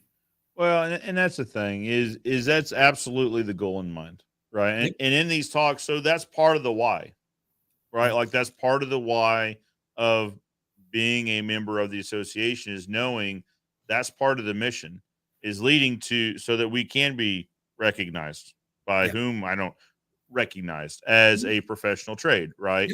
And that we do, and this might be just a portion of this might just be making it more publicly known that there is standardization in the fencing industry, that there are professional accreditations by accreditation companies, right? that might be part of the perception, is that, the accreditation is like an open book test or something like that. They were like, oh, okay, well, sure, I know what this is. You pay a fee, you get the accreditation. It was like, oh, actually, no, that's not what this is. Right. Maybe it's something like that. I don't know. No, you're 100%. I want to skip ahead here because Bradley is, thanks, Joe and Sam. Great AFA talk. Everyone should be a part of it. I've got to go, unfortunately. Brad, see you later. I can't wait to hear about the newest chapter up there in British Columbia. Right. We'll be waiting to hear more about that. No, but I that's a fair point. I don't want to downplay Roger's question because that is public perception. Yep. So, absolutely. Oh, okay. Recognized was a poke. Okay, Roger. I will just write that note down here under Roger. John and Jane Q, the customer, does not see standardization. That's absolutely correct. That's absolutely right. And so, I mean, I think part of this also falls on the contractor, though, right? Like I bear some of this on my shoulders because we have a platform that talks about fencing in the fence industry, whether it's this one or through Ozark Fence, and we probably don't do a great job of explaining what the standards are and what they mean to the customer, that sort of thing. And this is funny. We're not the only industry that faces these problems because as social media marketing world, several of the classes are simply getting the message to be true to your potential clients, right? Like, what are your core values? What is your mission statement? And why does that matter to the client? Like, this isn't an our only problem, right? Like, you see this in other industries. But Roger, it was a fair question. I don't want to downplay because you're right. I mean, to the public, there probably are some perceptions here. And it is one of the most number one talked about things in our board meetings is how do we become relevant to Mr. and Mrs. Smith who needs a fence, and how do we do that? And that's, member relevancy. And then how do we take it all the way down to the homeowner? So Roger, you're right on that. You're right on the right track. Absolutely. And we need standardization. We need this because, and I'm sure it's not only in our market, but in some market, in a lot of markets, ours is just the one I'm familiar with. We have a lot of new contractors in our market, and most of them do great work. Some of them do not, right? And I think you see this in a lot of markets where you see guys jump in because they see that there's money here, right? They see, here's how I see it. My perception is, these guys are working for a fencing contractor and they see $6,000 on the work order. And they say, $6,000? Well, we got this done in 2 days. Like, you see all this money they're making? Right. We can make this money, right? Like, I know this is a conversation. I used to work on the fence crews for my dad. I know this conversation happens. And so then they say, hey, well, guess what? I've already got the pickup truck. I can apply for a Lowe's card and get the 5% discount. I'm going to be a fencing contractor. And they don't know what they don't know. Right. So they know they're very good on the installation side. They could be, as Sean calls them, they could be fence ninjas. But the business side is a whole different world. It really is. Like, there is a reason I spent time on the installation side working for my dad. And then he brought me into the office. He's like, hey, these are two different worlds. Like, I need you to have experience on the installation that will later on feed into your understanding of why we do things on the operations side. But we do need standardization because a lot of these guys don't know what they don't know. And the customer ends up feeling taken advantage of. Sometimes they are. Sometimes it is straight up these guys taking advantage. We had a contractor here in our area.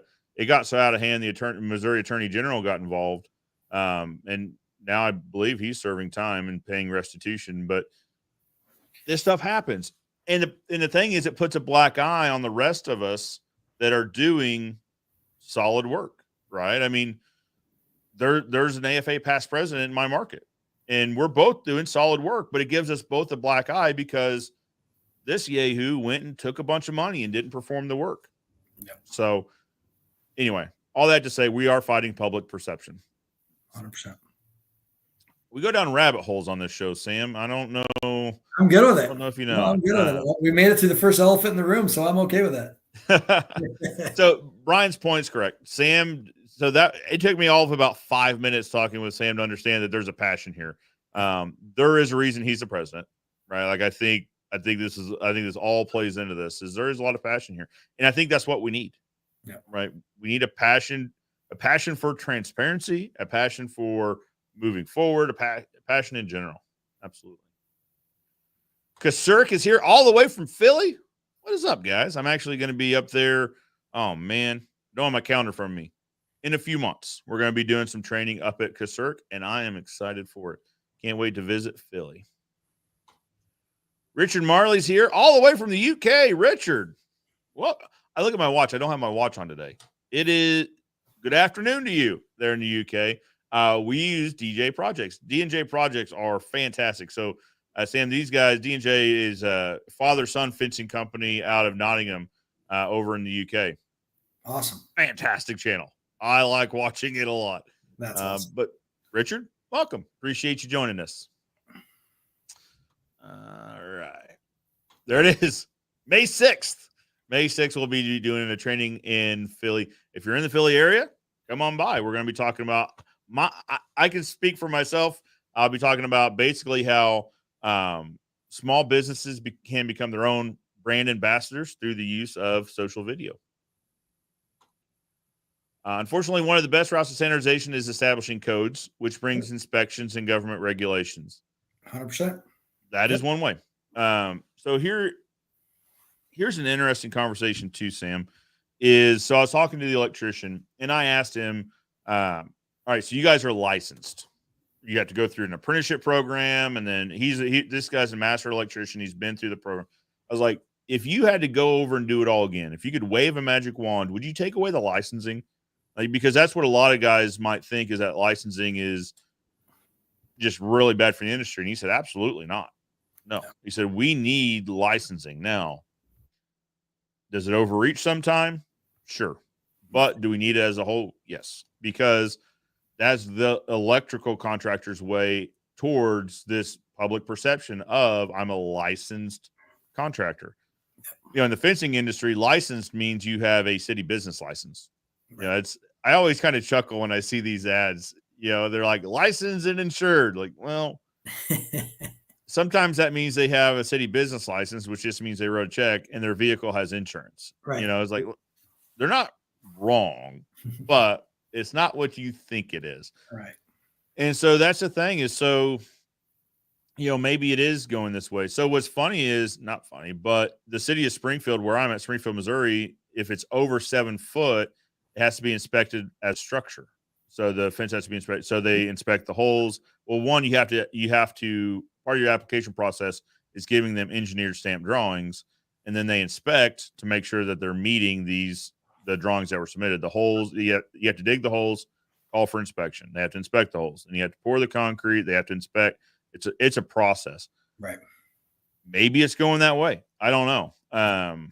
And do I want to jump through those hoops as a contractor? Not necessarily. However, I do a lot of things I don't want to do. Right. Right. And maybe that's going to be part of it. Yeah. I don't know. We'll see. It's interesting to see where it heads. Yeah. So that May 6th, they're calling the event Steno de Mayo weekend. Sounds like a rough weekend. It's going to be interesting. That will be sure. That's for sure. Yeah. Okay. So Roger agrees in his industry as well. So licensing, I mean, maybe that's a thing. Maybe that's a thing, is that there's a lot of question marks right now, right? It's like, what does standardization mean? And I think when you talk to fence guys in general, I mean, I talked to a lot of fence guys at Fence Tech that all had kind of this feeling, is that we need some way to differentiate between legitimacy and maybe not legitimacy, right? And we can do that through accreditation. Yep. Right. And part of this is we, the contractors, need to be better about marketing that accreditation, right? Like, what does a certified fence professional mean to the homeowner? Yep. I'm going to write that down, because that's probably a good video to do. If you go through the certified fence contractor program, there might be 80 of them, 90 of them right now. And again, it just is a program that just got launched within the last year and a half. But I'm telling you, that thing is all encompassing. It's got OSHA, insurance, and that. If we can drive programs like that into the common industry, that will change the industry, because your Joe in a pickup may be a Joe in a pickup that comes, no offense on Joe, but No, yeah. Seth in a pickup. But it's one of those deals that if you go through that and have to go through all that, is no different than a journeyman electrician. If he spends the time to go all the way through that, he may have started out thinking it was going to be this path, but by the time he got done, it probably wasn't, because if he got underneath the right electrician as a journeyman, he did his job. You know what I mean? And I think we're going to see that as well within the deal. If people are willing to go through all that certification, it's going to be different than paying a $50 licensing fee at the city hall. Right. Well, and again, that probably comes down to a large portion of marketing. Like, what is a certified fence contractor? That is kind of pushed on the public side, on the client side, because so let me tell you a story about what we did for a particular, and I won't, there's a purpose designed post, is I think how I'd say that. It's a steel post that was purposely designed for wood fence. And we were one of the only people carrying it in our market. Like, I would sure like to sell more of these things. So we did a video, and it's like, why should you, the customer, request this post? Well, because it's a better post, and it's got a warranty, and on and on and on. So for your next fence, if you want it to last, you should request a such and such post.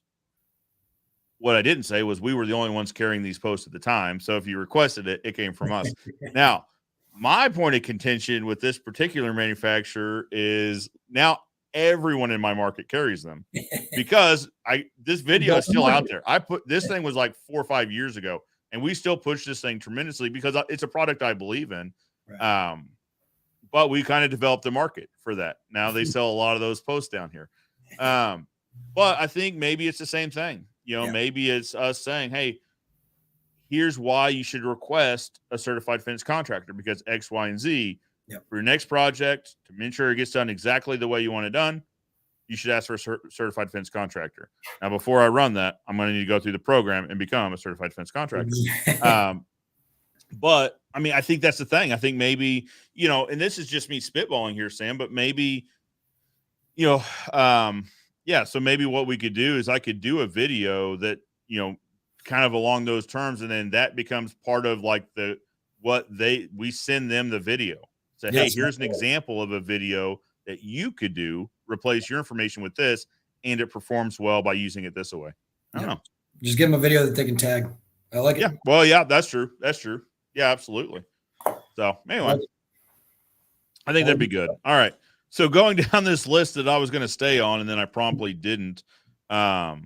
We talked about the association versus chapter, president versus executive director. On the subject of executive director, you had said that the AFA is actively searching for the executive director. How's that search going? Actually, the search is going really well. It's interesting to see when you put out an executive director position on all the different applications you get. So we have some fence guys who have obviously applied. We have other people from the industry who have applied. And then we get all the executive directors that are from other industries that apply. And it's interesting when you start looking through these of what they can offer as to the fence industry. And then the board has to sit down and say, okay, where do we want to be in 5 years, 10 years, and down the road? And that's the executive director that we will have to decide on. So what the executive director committee does is we accept all the resumes.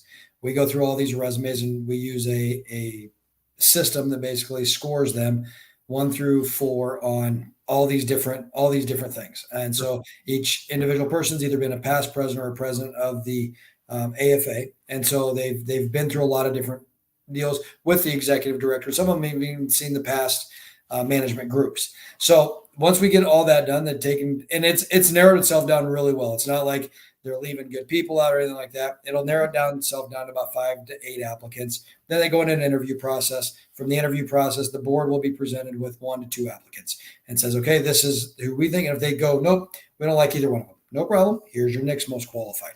So that's kind of how it's going right now. But it'll be a very strong person for this industry. And it's been really cool to go through the whole process to figure out within our committee what we think the AFA needs. Then that has turned into, well, do we look at it like this? Do we look at it like this? And so it's been really good dialogue. So I think once the board all gets involved, it'll be a really good dialogue. So in terms of what the roadmap looks like, Mhm. can you kind of run us through that? Just what from hey, we need to find an executive director to executive director is selected and starts. What does that roadmap look like in between? So basically, Tony turned in notice and said, "I'm going to give you a 90-day notice." That started the whole process. Boom, kickstarted everything, and going from there. So we went and found a consulting group that could help us basically identify what the program looks like.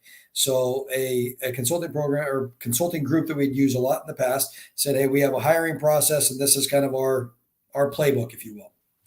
So the first thing they had to do is develop what the job description looked like. The job description then came back to the board at Fence Tech to approve or disapprove and add to it or take away. Once that was done, about a week after Fence Tech, it went out on all the social media outlets that, hey, here's the job description and this is what we're looking for. Then all the resumes go into a neutral Gmail account.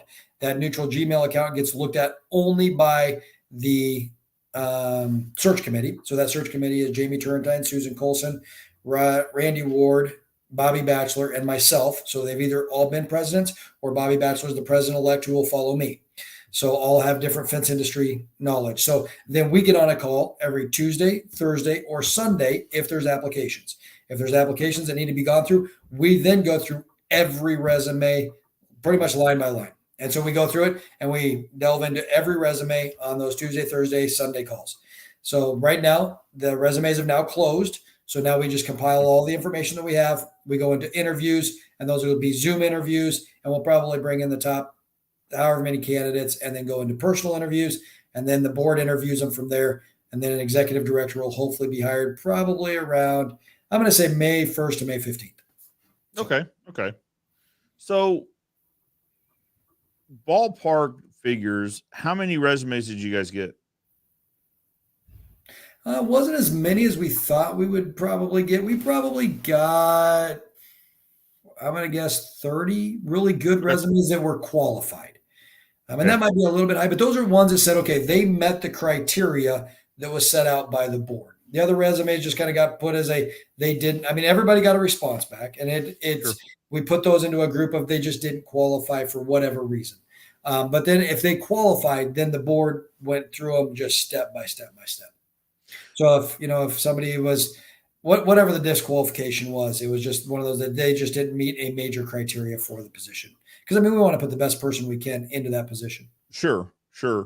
So how important is it that the next executive director have fencing experience?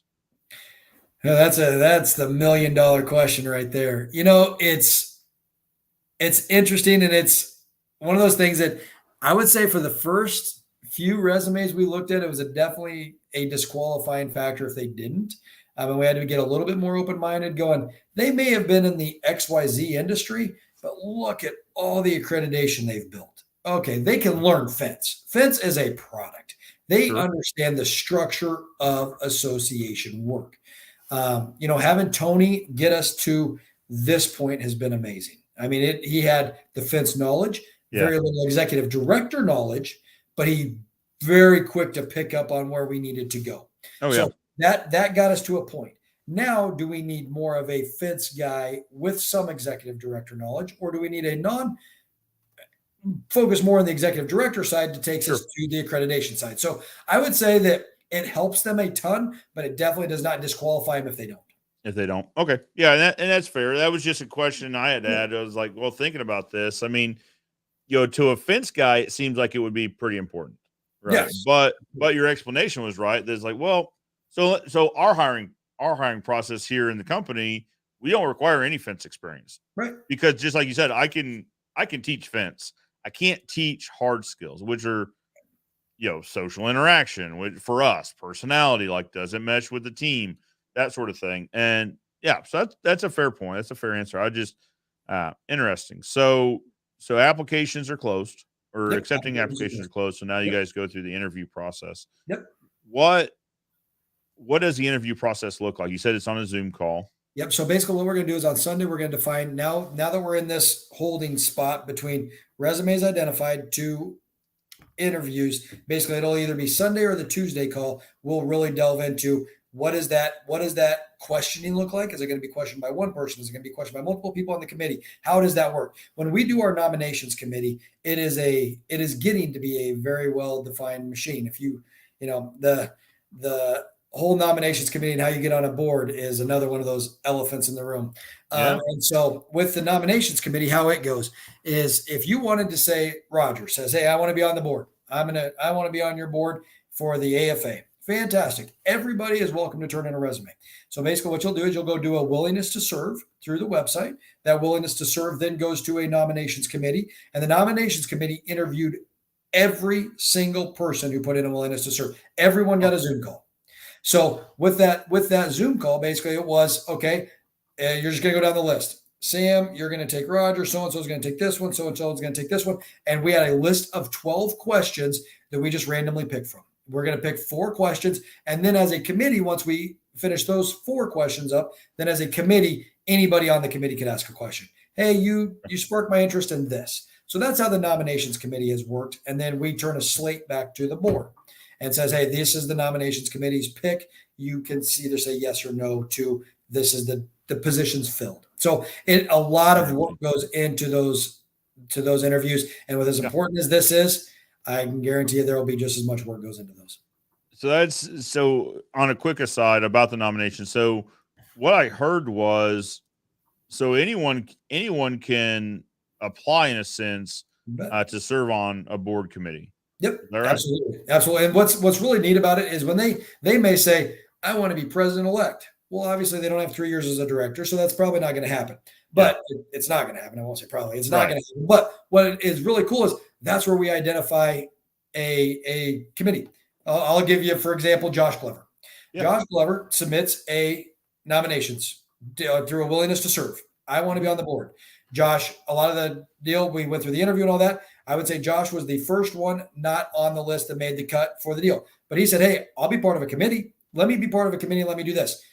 We got an appointment as a president. Somebody moved up. Bobby Batchelor moved up into the president-elect, left an open spot. I got to bring Josh in as an appointment. So what was really cool about that was he may not have gotten on the board the first time around, but what he said is, where can I be involved? Just get me involved.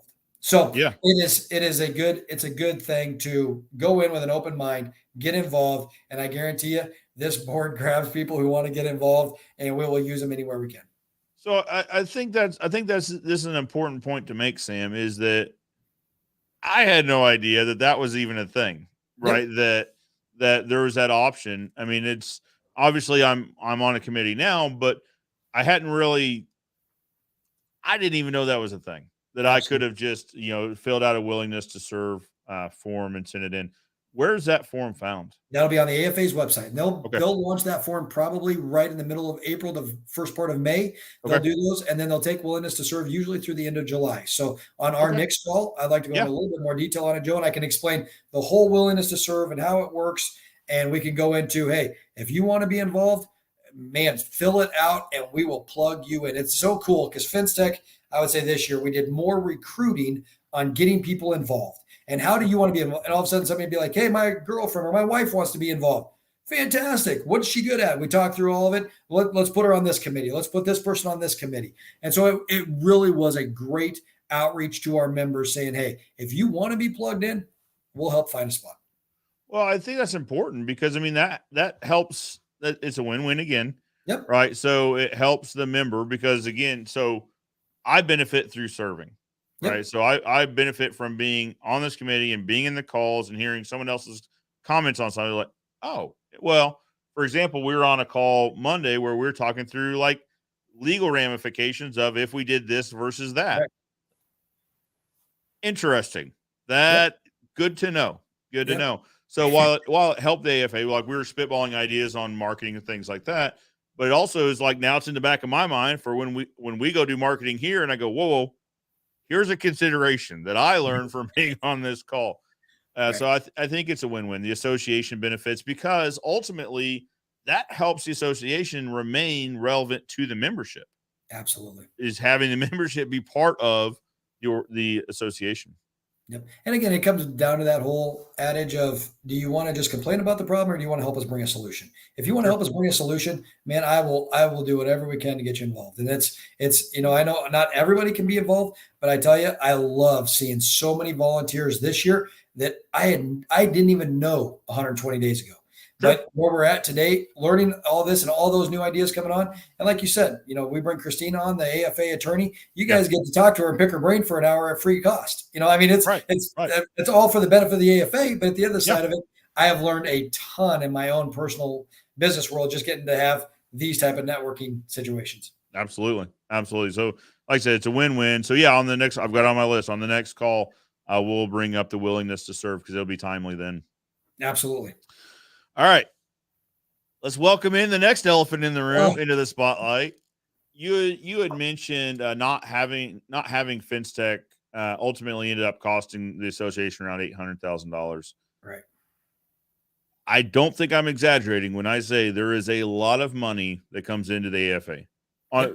In my perspective, as a contractor, it's all a lot is relative to what someone's used to seeing. Yep.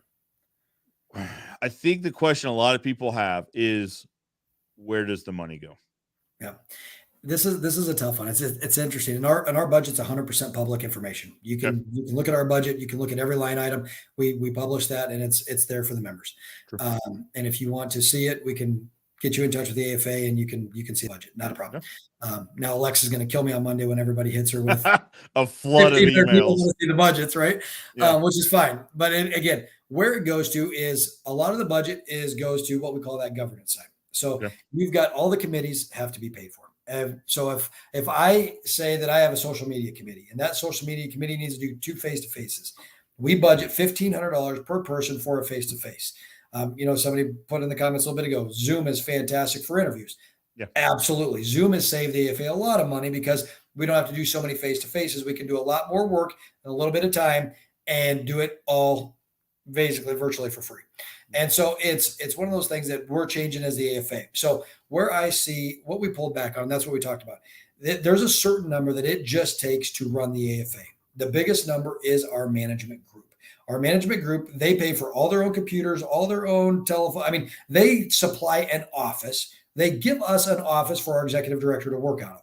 But that office is a super nice space. It's got a beautiful conference room in it. If we want to have meetings from the AFA, that is where we typically hold them. We'll go to Dallas, Texas. We use Fusion's office, and we'll use their boardroom. That is all part of a management fee. That management fee is upwards of $600,000-$700,000. So that's basically what that management fee is. So if you take a look, if we have a, $2 million budget, that takes a big chunk of it right there. That saves us from having to have employees. We don't have to do all that. All we have is one employee and go from there. Then you get into the committee work, as I'd say, is the biggest amount of money spent. Building AFAU, we were losing money hand over fist at AFAU until it finally went into the black a year ago. Right before COVID, AFAU went into the black. And so, now it's actually revenue neutral or revenue positive. And so that has been a big one. These on the roads, we will lose money at a lot of the on the roads for the fact that just the way they're structured. It is a giving back to the members.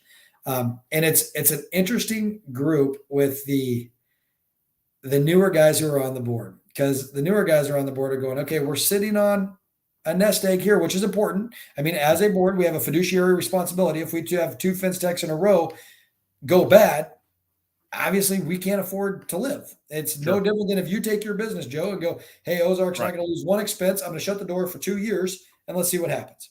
So what that scared us in the fact was, why do we have so much of our revenue dependency on fence tech? Yeah. How do we get diversified in revenue? If we get diversified in revenue, then that gives us so many more opportunities to spend the money back to our members and do all that. A big chunk of what we did, we talked about, goes back down to the chapters. So of every so many dollars that a member gives us, so of a $350, you cut that in half. And so right now we're getting $175. $75 of that goes to the chapter. So that there is where a lot of the money goes back to. So, I mean, it's all relative, but at the end of the day, I think you're going to have a very forward-thinking board that really pushes the envelope on marketing. Our marketing budget is horrible. So if you take a look at where our marketing budget is, a typical company, if Ozark Fence asked me to come in and give them a business strategy deal, I'd say take 2%, put it right to marketing, and that's where we're going to start. If you want aggressive growth, it's going to be between 5 and 6. Look at the AFA, we're what? Not even a 0.5%. So shame on us. How do we get that more involved? So I think there's a lot of changes that are coming. Sure. And I think that's important. So let's talk about the management company for a minute. Just like you said, they're a large portion of the budget. Yep. So I serve on a board for not for profit here in town, where we raise money for children's charities. A couple $100,000 for children's charities. Well, we have a management company that we pay money. And at first, to me, like, this didn't make sense. Like, wait, so doesn't the board manage? Like, why does the board have a management company? Until it came down to, okay, so who's going to mail all the bills? Who's going to collect the bills? Who's going to send receipts? Right? Those are like three of the big things. But then it's also like we have reporting we have to do to the national or our international association, and then all the reporting, all the and compliance is a big thing too, because you hit on this in the beginning, like compliance, to stay in compliance isn't easy, right? Because and without getting political or whatever, so it's a not-for-profit, right? And not-for-profits are taxed, and are typically not taxed. Just depending on what they do. So there's a whole division of the government that collects tax, right? And that's what their job is. And so they want to make sure, hey, you better be playing by the rules, because unfortunately people have used not-for-profits in the past to avoid paying taxes. Absolutely. And now there's some pretty strict guidelines on what you can and can't do. And let me tell you, on this board, I always say, like, hey, listen, I'm the fence guy. Like, you're going to have to break things down to me in a really basic level for me to really get it. Right. And I was like, so this guy, like, if you were to ask me like compliance questions, I am not the one. Right. Because to your point too, like, I like to move quickly. Like, let's test it. Let's try it. Let's move on. Test it, try it, move on. And then, but you cannot do that. So you need somebody like, whoa, apply the brakes. You didn't think about this, that, or the other. And if you get caught doing that, we lose our status. And therefore, all of this income that used to go to, in our example, children's charities, half of it goes to tax now. How would you like to give half of it away? Right. Got it. Did not understand. So I think there's probably some people out there thinking the same thing here, that why does a management company get $600,000? Right. Because there is a lot that goes into managing. I couldn't imagine an organization. I'm talking about an organization that is in Springfield, Missouri, that works in our community. Like, we are about as local as it gets, and there's a lot of compliance regulation. Like, I couldn't imagine a national organization the problems get bigger, right? Absolutely. The bigger the scale, the bigger the market, the bigger the problems. Yeah. So I'd have to think that's a large part of what they do. They have 6 full-time employees. And so with those 6 full-time employees, you have all of their burden of an employee. And so just in the financial burden of that side is huge. And then you take a look at their offices and then everything that they do. So we go, okay, well, hey, we'll go self-manage. We've ran those numbers. That's a whole different deal. You gotta remember, I'm a volunteer. Sure. Every board member is a volunteer. So how many hours are you willing to volunteer to help manage that staff that we now own? And we have nobody yell and scream at. If something doesn't go well, I can call Fusion's director and say, hey, what are we going to do with this? This isn't right. Fix it. I don't care how they fix it. They're going to fix it ethically, and they're going to fix it right every time. So at the end of the day, you take a look at it on the road. Hey, let's have this is how a board works, right? Hey, let's have it on the road in Seattle. Great. Staff's going, you did what? You called a hotel. Well, what's the contract look like? So they're playing catch up to a board who's going, oh, don't worry, we got it. And that poor staff they play catch up half the time. So what they're doing is they're making sure that all the I's are dotted, T's are crossed. So when you get there as a contractor, you can walk right in and go, wow, what a successful event. It wasn't because of the board. If we had our way about it, man, let's just throw some fence up in Joe's backyard and we can make this work. And we're going to teach these guys. Where staff's going, who's got lunch? Who's got porta potties? Who's got all this different stuff? That's what staff does. Staff is the unsung heroes in the back of this thing that make it all happen every day. If there's an expense that is 100% justified, it is that one. And like you said, I would hate to take that on as a personal, as a deal. And we're kind of in that, we're in the boat right now in our local about even having a conversation about being self-managed, because unfortunately in our market, there's only one management company and they know it. Yep.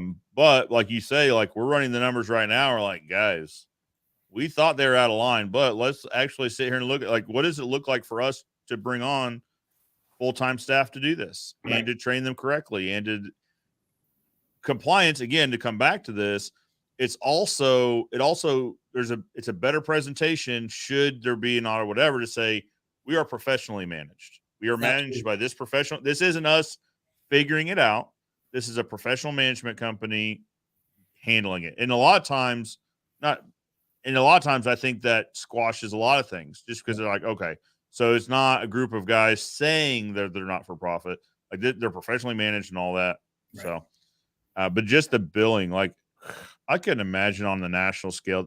We have 120 or 130 members, and then we have events with sponsors and things like that. Like I couldn't imagine just taking care of the accounts receivable and payable into that. Like that would be nuts. Yeah. You take a look at what they have to do just on a monthly. So the bad thing is we don't, as a member, your anniversary date is on whatever date you sign up. So we have people that are getting billed every month. So we have Taylor who just takes care of all this side. Then you take a look at the billing side, is a whole nother deal. So then you go, okay, we got $175 from Joe.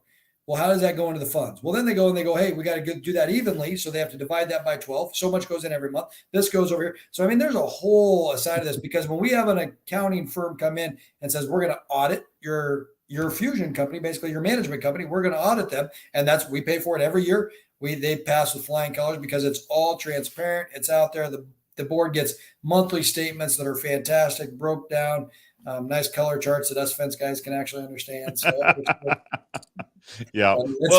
It seems like a big number, but at the end of the day, it's definitely justified. But the biggest thing that I think we can spend is really looking at that marketing, education, communication. And that's why, you take a look at that call that you have on Mondays. This time we had the attorney on it. Alexa misses very few of them. And she's part of staff. She's a management company, but she's on there to make sure that whatever our members need, that management company is going to do everything they can to fulfill it. Well, and it's nice having her on the calls, because a lot of times, we'll just have a question about just, can we do this? Right. Like, is this a thing that as the AFA can AFA? And a lot of times it's no, the AFA cannot do that. No, that's not a good idea. Like, oh, all right. Because to a fence guy, it made perfect sense. Absolutely. But, to someone who's versed in this, she's like, what? No, you can't do that. Like, oh, okay. Well, all right. Her and I have that conversation about 3 times a week. I call her, I'm like, hey, I got an idea. She's like, no, forget that. Okay, never mind. So she just makes that face. She's like, what? Yeah. No. I love to see her face on the other side when she's going, what an idiot. No, of course you can't. But can you imagine their meetings? No. They let us sit in on their staff meetings during COVID for a little while. So she's like, you just need to get those board members out of our staff meetings. This is not right. So we're a bunch of, we think we know all the answers, but I promise you, they'll forget more than we know. So it's good. Well, and so here's the thing too, is also it's hiring out when you can find someone that's better at doing the thing. Yep. Right. No matter whether we're talking about our fence company, where can I go build fence? Yeah. You want my guys to go build fence, because I found guys that are better than I am at building fence. And it's kind of the same thing. Could someone manage this? Yes. But these people do it better. So I know we hammer on that for a while, but I know. So when someone sees a budget and sees that figure, it's like, yep, that's significant. It's a good figure. But again, when you go back out everything that they have into it, it's, we've ran the numbers, and Tony said, as our fiduciary responsibility, we had a meeting a year and a half ago when we knew we weren't going to be able to have fence tech. We all went to Dallas without the management company. We said, okay, let's hammer through the numbers and let's see if we should be going self-manage and save the association what we need to. And we could not have physically done it for the price they do it for. Well, I mean, just the hiring the six professionals with the burden that comes with that. Yep. I mean, you're already there. Yep. Interesting. Yep. Good stuff. So that's kind of a discussion of where the money goes, because I know this conversation comes up because I've heard it. Yep. I hear it. There's a lot of money that comes in, but and some of it goes into the nest egg on making sure this thing can go on. Right. That's always, you and I kind of talked about beforehand, and like that's a hard conversation in our company to talk about the savings account that's sitting there, not really doing anything, but each day that money sits in an account, it loses value. Absolutely. $1 today does not buy you what it bought a year ago, right? So, but yeah, and so I can imagine on your guys' end that conversation is even bigger on, we need a safety net. Yep. Again, so this talks about making sure that AFA is here 10 years from now. Absolutely. But then also it's like, yeah, but could we be getting better return on the dollars? Yeah. There's a fine line there. And I think that's, if it's one deal that a Josh Glover, who's on the board, is going to push hard this year, from his business management side, is where is the dollars best spent? And I think that's something that we will delve in hard at mid-year. So mid-year is basically, we have two different meetings. We have our annual meeting, and then we have a monthly call every month that we go hit everything high level, anything that's on the agenda, we just go through it. But we have our annual meeting, which is taking care of high level business. Then the mid-year meeting is where everybody gets together and we go 2 to 3 days and just dive into all of these issues. And I think it's going to be one of the hottest topics of going forward. What is our fiduciary responsibility in keeping a savings account? Because I don't want to be the guy that bankrupted the AFA, obviously. Right. And where is it as we were aggressive enough with the money, but still kept this over here? So, I mean, because at the end of the day, I've watched church boards. My dad was a pastor for the whole time I was growing up. And I watched church boards that went out aggressively and spent the money. Which board member gets to sign that note when they got to go get one? Because we're all volunteers. Somebody's got to put their name on that thing. And so at the end of the day, that we never want to be in that position. And we're not even close to that position right now, but we got to find what that balance is. Absolutely. Well, guys, if you've got more questions, drop them in the comments below. I think we've hit, these are really the two big ones, right? The other associations and where is the money? Like, these are the conversations that are happening in the Facebook groups and the in-person. But if you guys have more questions, drop those in the drop those in the comments. No matter where you're watching this, if you drop in the comments, it should show up on my side. Let's see. So William made this point earlier. Zoom interviews save us all time, gas, and money. Excellent points. Yep. So we're at this crossroads right now in our business. So we're hiring. We're in the middle of a hiring round right now, and we still do in-person interviews because we still want. I want to shake their hand. My dad's big on that.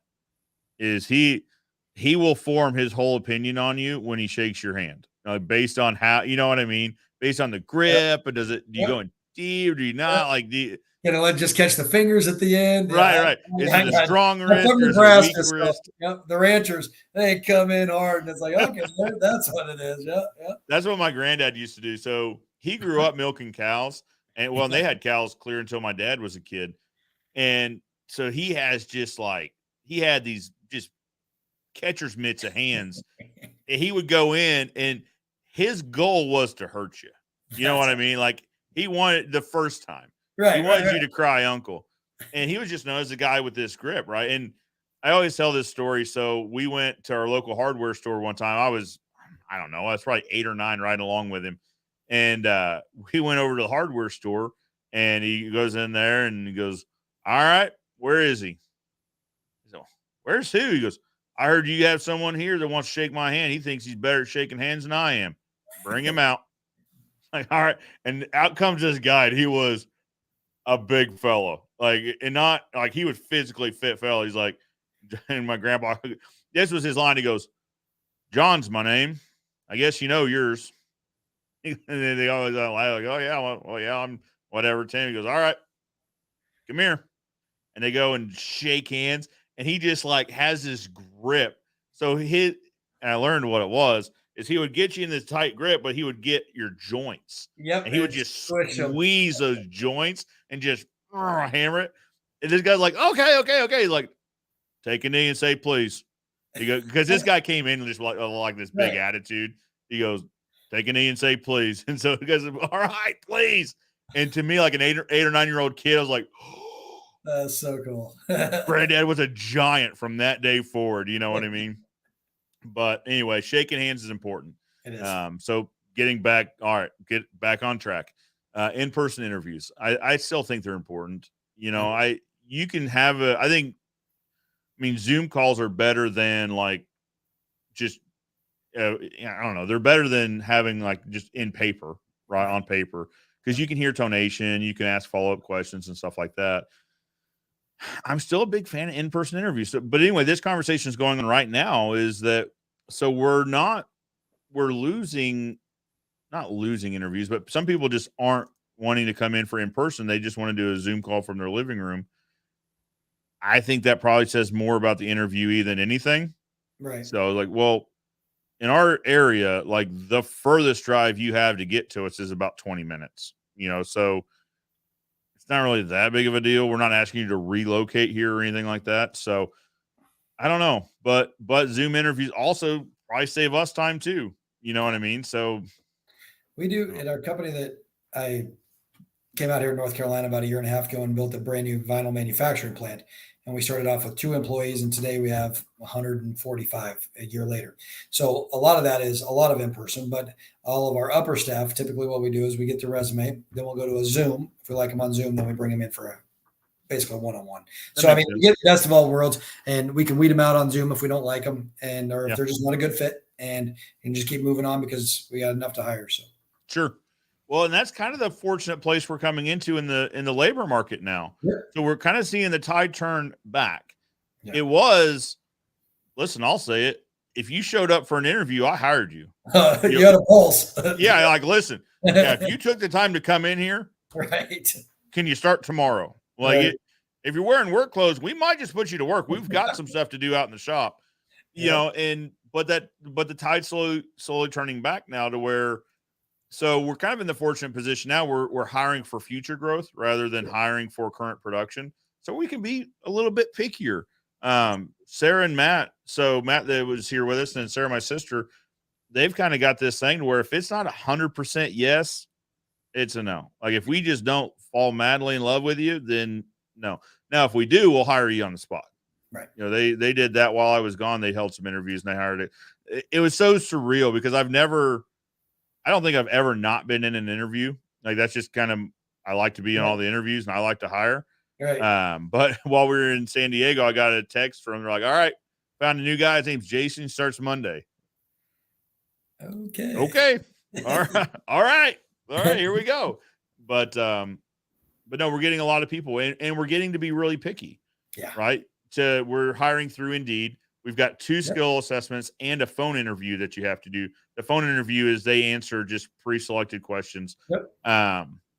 You have to do that before we send you the scheduling link. And a lot of people don't even do that. So they're like, well, that's strike. You're right out of the list. But anyway, I don't know. So I like that idea about Zoom interview first ahead of in-person interview. Helps you weed a little bit further out. Yeah. At least you get to see their personality a little bit. All right. Michael Taylor is here with us. Hello, buddy. Josh Rand, welcome. Checking in from the gym in Heber City. I probably butchered that. Heber City. I used to Heber. sell a lot of product there. I lost it. Dadgummit. All right, Josh, glad to have you. So this is a point. You got to see their eyes and feel their aura.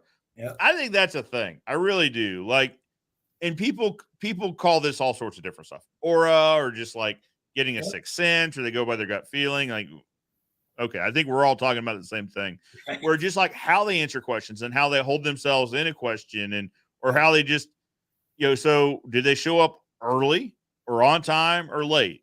Because if they showed up late, then it's just not even worth it, Right. because if you can't show up to your interview early, like you'll never show up to work early. But yeah, you're right. In person, I'm with Michael. In person seems like a really good way. I had a guy who showed up for an hour and a half late for orientation on Monday morning, but I promise this is the only time it's going to happen. Have a nice day. So I saw a guy post something like this in one of the Facebook groups. He had a guy that was supposed to start on last Monday, didn't show up. Yeah. And so then that guy texted him like over the last couple of days, like, hey, I know I was supposed to be there last Monday. Definitely going to be there this Monday. He's like, what happened? He's like, oh, well, and this guy's in Texas. He goes, oh, I went over such and such for, it was just spring break, so I just went over there. I forgot to tell you. No. It is crazy. What? Like, so every time you get like some fun offer, you're out of your mind. And we've seen people who will actually go through the whole interview process, they do the onboarding. We do onboarding, the drug test, everything, don't show up again. We don't see them again. It's like, what the heck? You just went through all that work for your dime. Yeah. Whatever. It's right. crazy. Right. It's frustrating on our end, right? Because like on these interviews, like I schedule out half an hour of my time. Yeah, And exactly. is like, if you have 2 or 3 no-shows, it's like, well, okay, I could have got other stuff done. Like I can still get some stuff done, but a lot of the stuff I'm doing needs to be scheduled, so Absolutely. I end up sitting in my office just going through mail or whatever. But anyway, Brent says, great show today, my man. Brent, thank you. Sam, we've got some time here and I don't see any more questions in the comments. What haven't we talked about that you think is important that we talk about?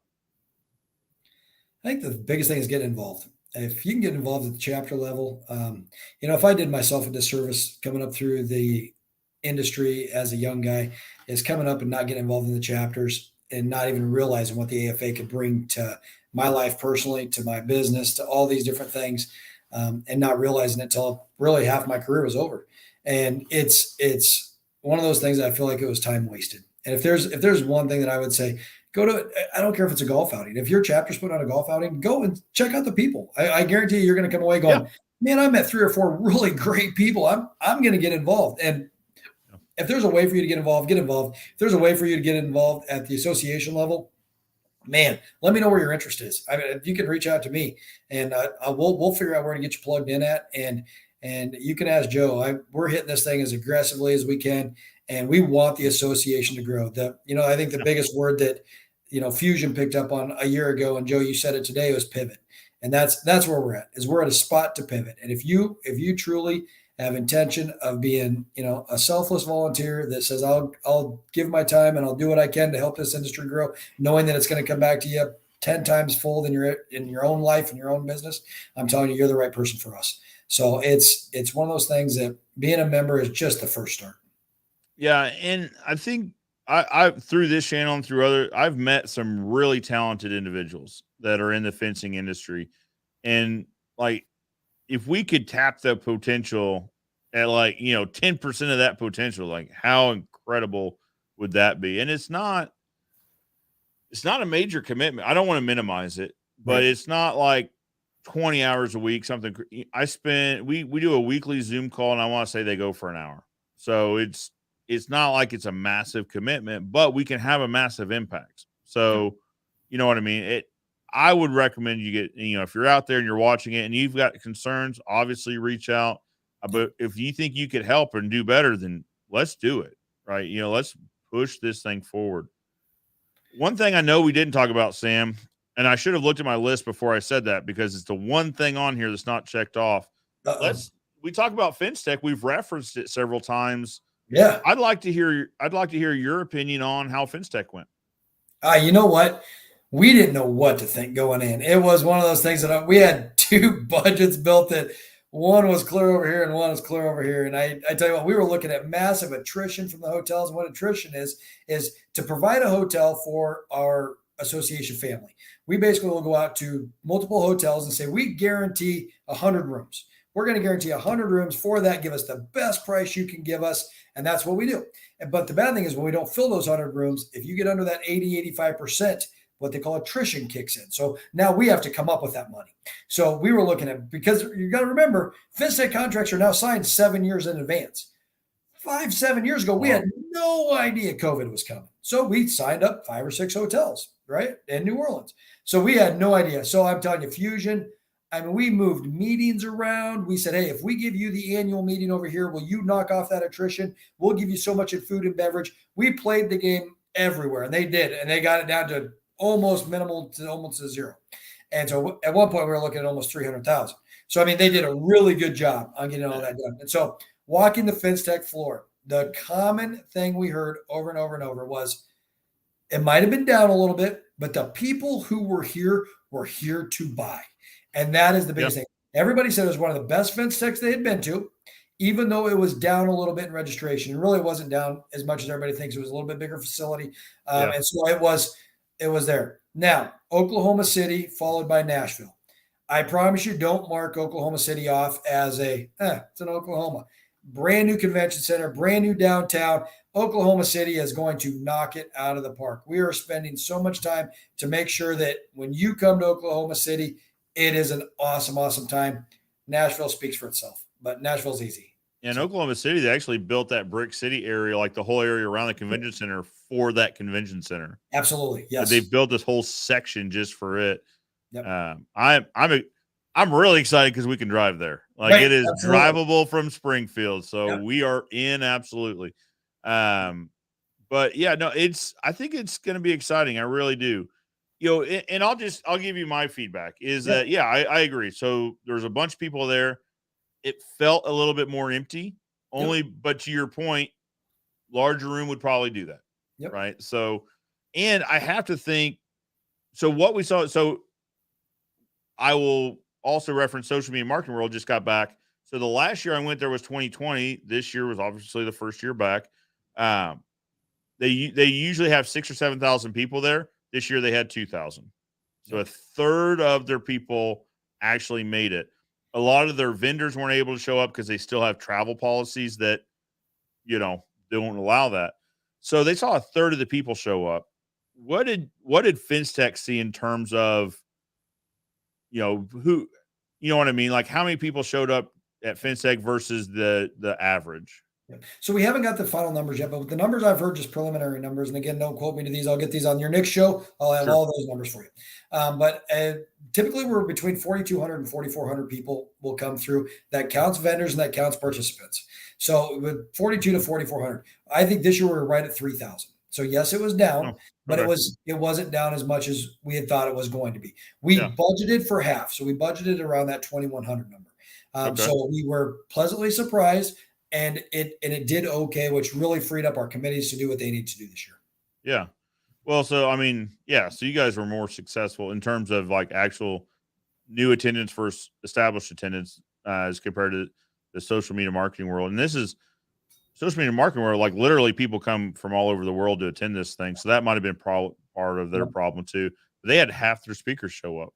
Wow. So they'd normally have twice the amount of speakers. Now it was an incredible time. I'm going to talk to Caleb about it in the next few weeks on the show. He was able to attend. But anyway, so I'm just trying to use this as a comparison. Sure. Right. Just trying to see kind of where it was at. I thought it went great. Yeah. Like I think the people that were there, to your point, were having great conversations, that sort of thing. I thought the events after the young fence professionals, for example, I thought that event was really fun and it got everyone in the same area. It did. I think. It was great. And then you got Women of Fencing is going to do a big social event next year. So they're going to bring all the women and do something similar to YFP for the women in fencing. So you're going to see a lot of that stuff grow because we're just going to bounce right off that Young Fence Professionals group. And what Stephanie and her group did there was fantastic. They brought the whole industry that was there. They brought us together, got to one common spot. So you're going to start seeing a lot of those popping up because that's the fence world. We like to network. That's who we are. Right. Well, I think that's important is finding subsets of the AFA and getting those people together. I had a similar question. I'm like, all right, so young fence professionals, where's the cutoff there? Because I'm not as young as I used to be, right? Like, Are we talking 20s? Are we talking 30? Like, what's young? And then actually, I think it was Nathan was like, listen, they're not like checking IDs at the door or anything like that. Like, just show up. It's going to be a gamut of everybody. And it was, there was a lot of young guys. So I think that's important, right? I think it's important to get the young professionals together because, that is our future moving forward is keeping young professionals engaged. But I think it went super well. Now, I didn't have a voice, the next morning. Just because we were yelling over the band. The band was really good. They were good. It was pretty loud. So I was actually leaving when I met up with you guys because I told Sarah, I was like, I can't scream in here anymore. Like, I'm here to make some videos, and if I don't have a voice, I can't make videos. So we got to go. That's awesome. But then I got out in the street, and it was a little bit quieter out there. And I think I think we were going for like the next hour and a half. We were talking to you guys until Sarah's That's like, about where I caught you and Caleb and those guys. I was like, hey, I've seen you. Hey, I know you. So no, it's good stuff, man. But no, I think that's a good idea, is to have kind of breakout, Yeah. groups of these subsets. I know Sarah would probably enjoy meeting these women in business, which, so pull back the veil a little bit, like in our marketing group, Cannon's actually taken that on. Is we've kind of identified that as a subset that is important to the industry, but they're not as, their voice isn't as prominent in the industry. That might be fair to say. I agree. So, we need to connect these dots a little bit. But so I guess the point is, guys out there watching, if you know of another subset that would like to have its voice heard more, let us know. Absolutely. Like, we suffer from what everyone suffers from, is we don't know what we don't know. Yep. Right. Absolutely. It's not, we're turning over every rock. Like, don't think we're setting rocks aside or like, yeah, we don't want to do that. We're looking under all of them. So if you've got a subset, let us know. I mean, we want to try to make sure everyone's as included as possible, because we're all in this fence family together. Right. We're all one big happy family. We fight sometimes, but we make up, gosh darn it. That's right. I don't get along with all my cousins, but most of the time I get along with most of them. And if not, we'll battle it out. Nathan says, don't mark us off in Oklahoma. It's going to be awesome. Like, yeah, don't. I know what everyone thinks about Oklahoma. Not as great as Missouri, but that's okay. Yeah. Not everyone can. Not everyone, like, Oklahoma is like kind of our, they're next to us, but they can't help it, right? Like, don't hold it against them. I know it is going to be a lot of fun. I'm really looking forward to it. Yeah, Micah ran into you on the street. Nice to meeting you. Yeah, this is the thing. This is what happens at Fence Tech. Is we were out there, and I wasn't out in the streets nearly as much as I wanted to. We were, like I said, we were there to film video content. So I think one night that Young Fencing Professionals night is the night we went out. Then the rest of the nights we're hunkered in at the condo shooting videos. But I think it went really well. I think Fence Tech went really well. Now, you hit on something that I think is a discussion we should have, in that you said, so you guys look ahead 7 years at venues and areas for conventions. Yep. That's the goal, is between 5 and 7. They're right now, we're at 7 years out right now. So, and the reason I want to bring this up is because one of the common comments of, so this was all happening when Nashville, the city, closed. Yep. Right. And so, and maybe that's where I think Tony's done a good job of talking about that, but it bears repeating that Fence Tech 2020 wasn't canceled by AFA. No, absolutely not. Or 2021 wasn't canceled by AFA. It was canceled by the city and the health department. And we really can't cancel it. If you think about it, if we cancel it, then we're on the hook for all those contracts. So what happened was we said we will hold our show if we can hold that show. And it literally came down from the city, the health department said it is not going to happen. Yeah. And that's when we're talking about, you said it earlier, when you're talking about revenue generation, Fence Tech has to be the lion's share of revenue. Yes, it is. Incoming revenue to the AFA. And that was kind of what I was telling people, was like, it has to be one of their main drivers. It's in their best interest to hold these things. Absolutely. Like, they want to have it. So the one piece of feedback that kept going around was, well, why didn't they just have it somewhere where you could have conventions? Just like move it. That's a lot. It is a lot. With all the contracts, you take a look at just all the contracts and setups for the different events and venues. They will be working on, they have a team that works on Oklahoma City all the way. I mean, we have all our contracts done. Obviously, they've been done. But now they start working on all the planning and all the media stuff. And you just take a look at what the AFA booth with all the inserts and all that stuff. It's the registration team is a whole different team that has to be involved. And to get all that coordinated, and we would have loved to have, we even turned around. Do we just throw it in Myrtle Beach? Do we throw it over here? Do we throw it over there and do a small down show? Do we do 3 different regional shows? What do we do? We tried everything we could to throw it against the board and said, we just can't pull it off. Well, because, so part of it is, so it's to use your analogy, it's a cruise ship. Yep. And you can't pivot these things quickly. You don't want to. Right. But you can't. So the other side of this is where?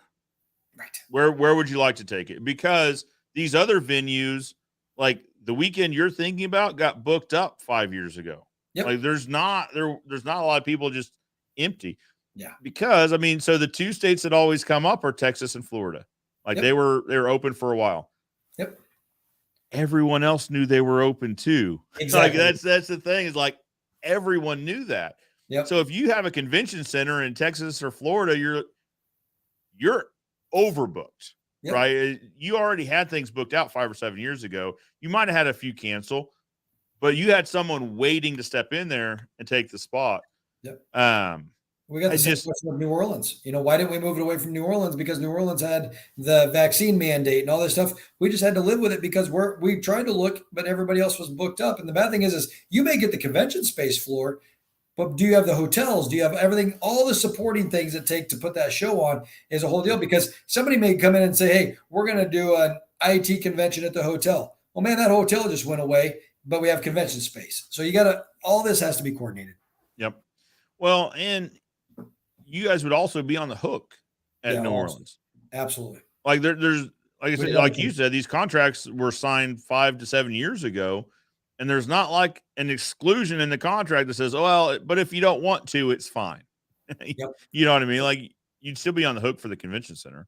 It's funny to see the backside of everything, because as president, you get to talk to a lot of people that are with the city and with this. And I said, well, the mask mandates and all that crap should go away by the time FinStech gets there, because the fact that you guys got you got Mardi Gras starting the next weekend. He goes, that's exactly why it won't go away. He goes, remember back to 2020, who was blamed for being the COVID spreader at Mardi Gras?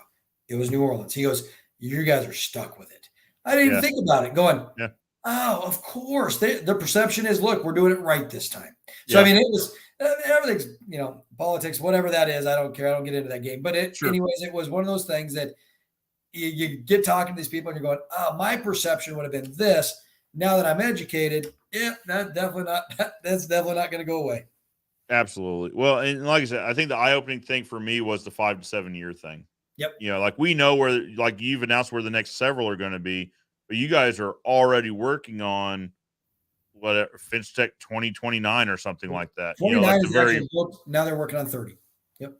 You're working on 30 now? Yep. And see, that's mind-blowing to me to even like think that far into the future.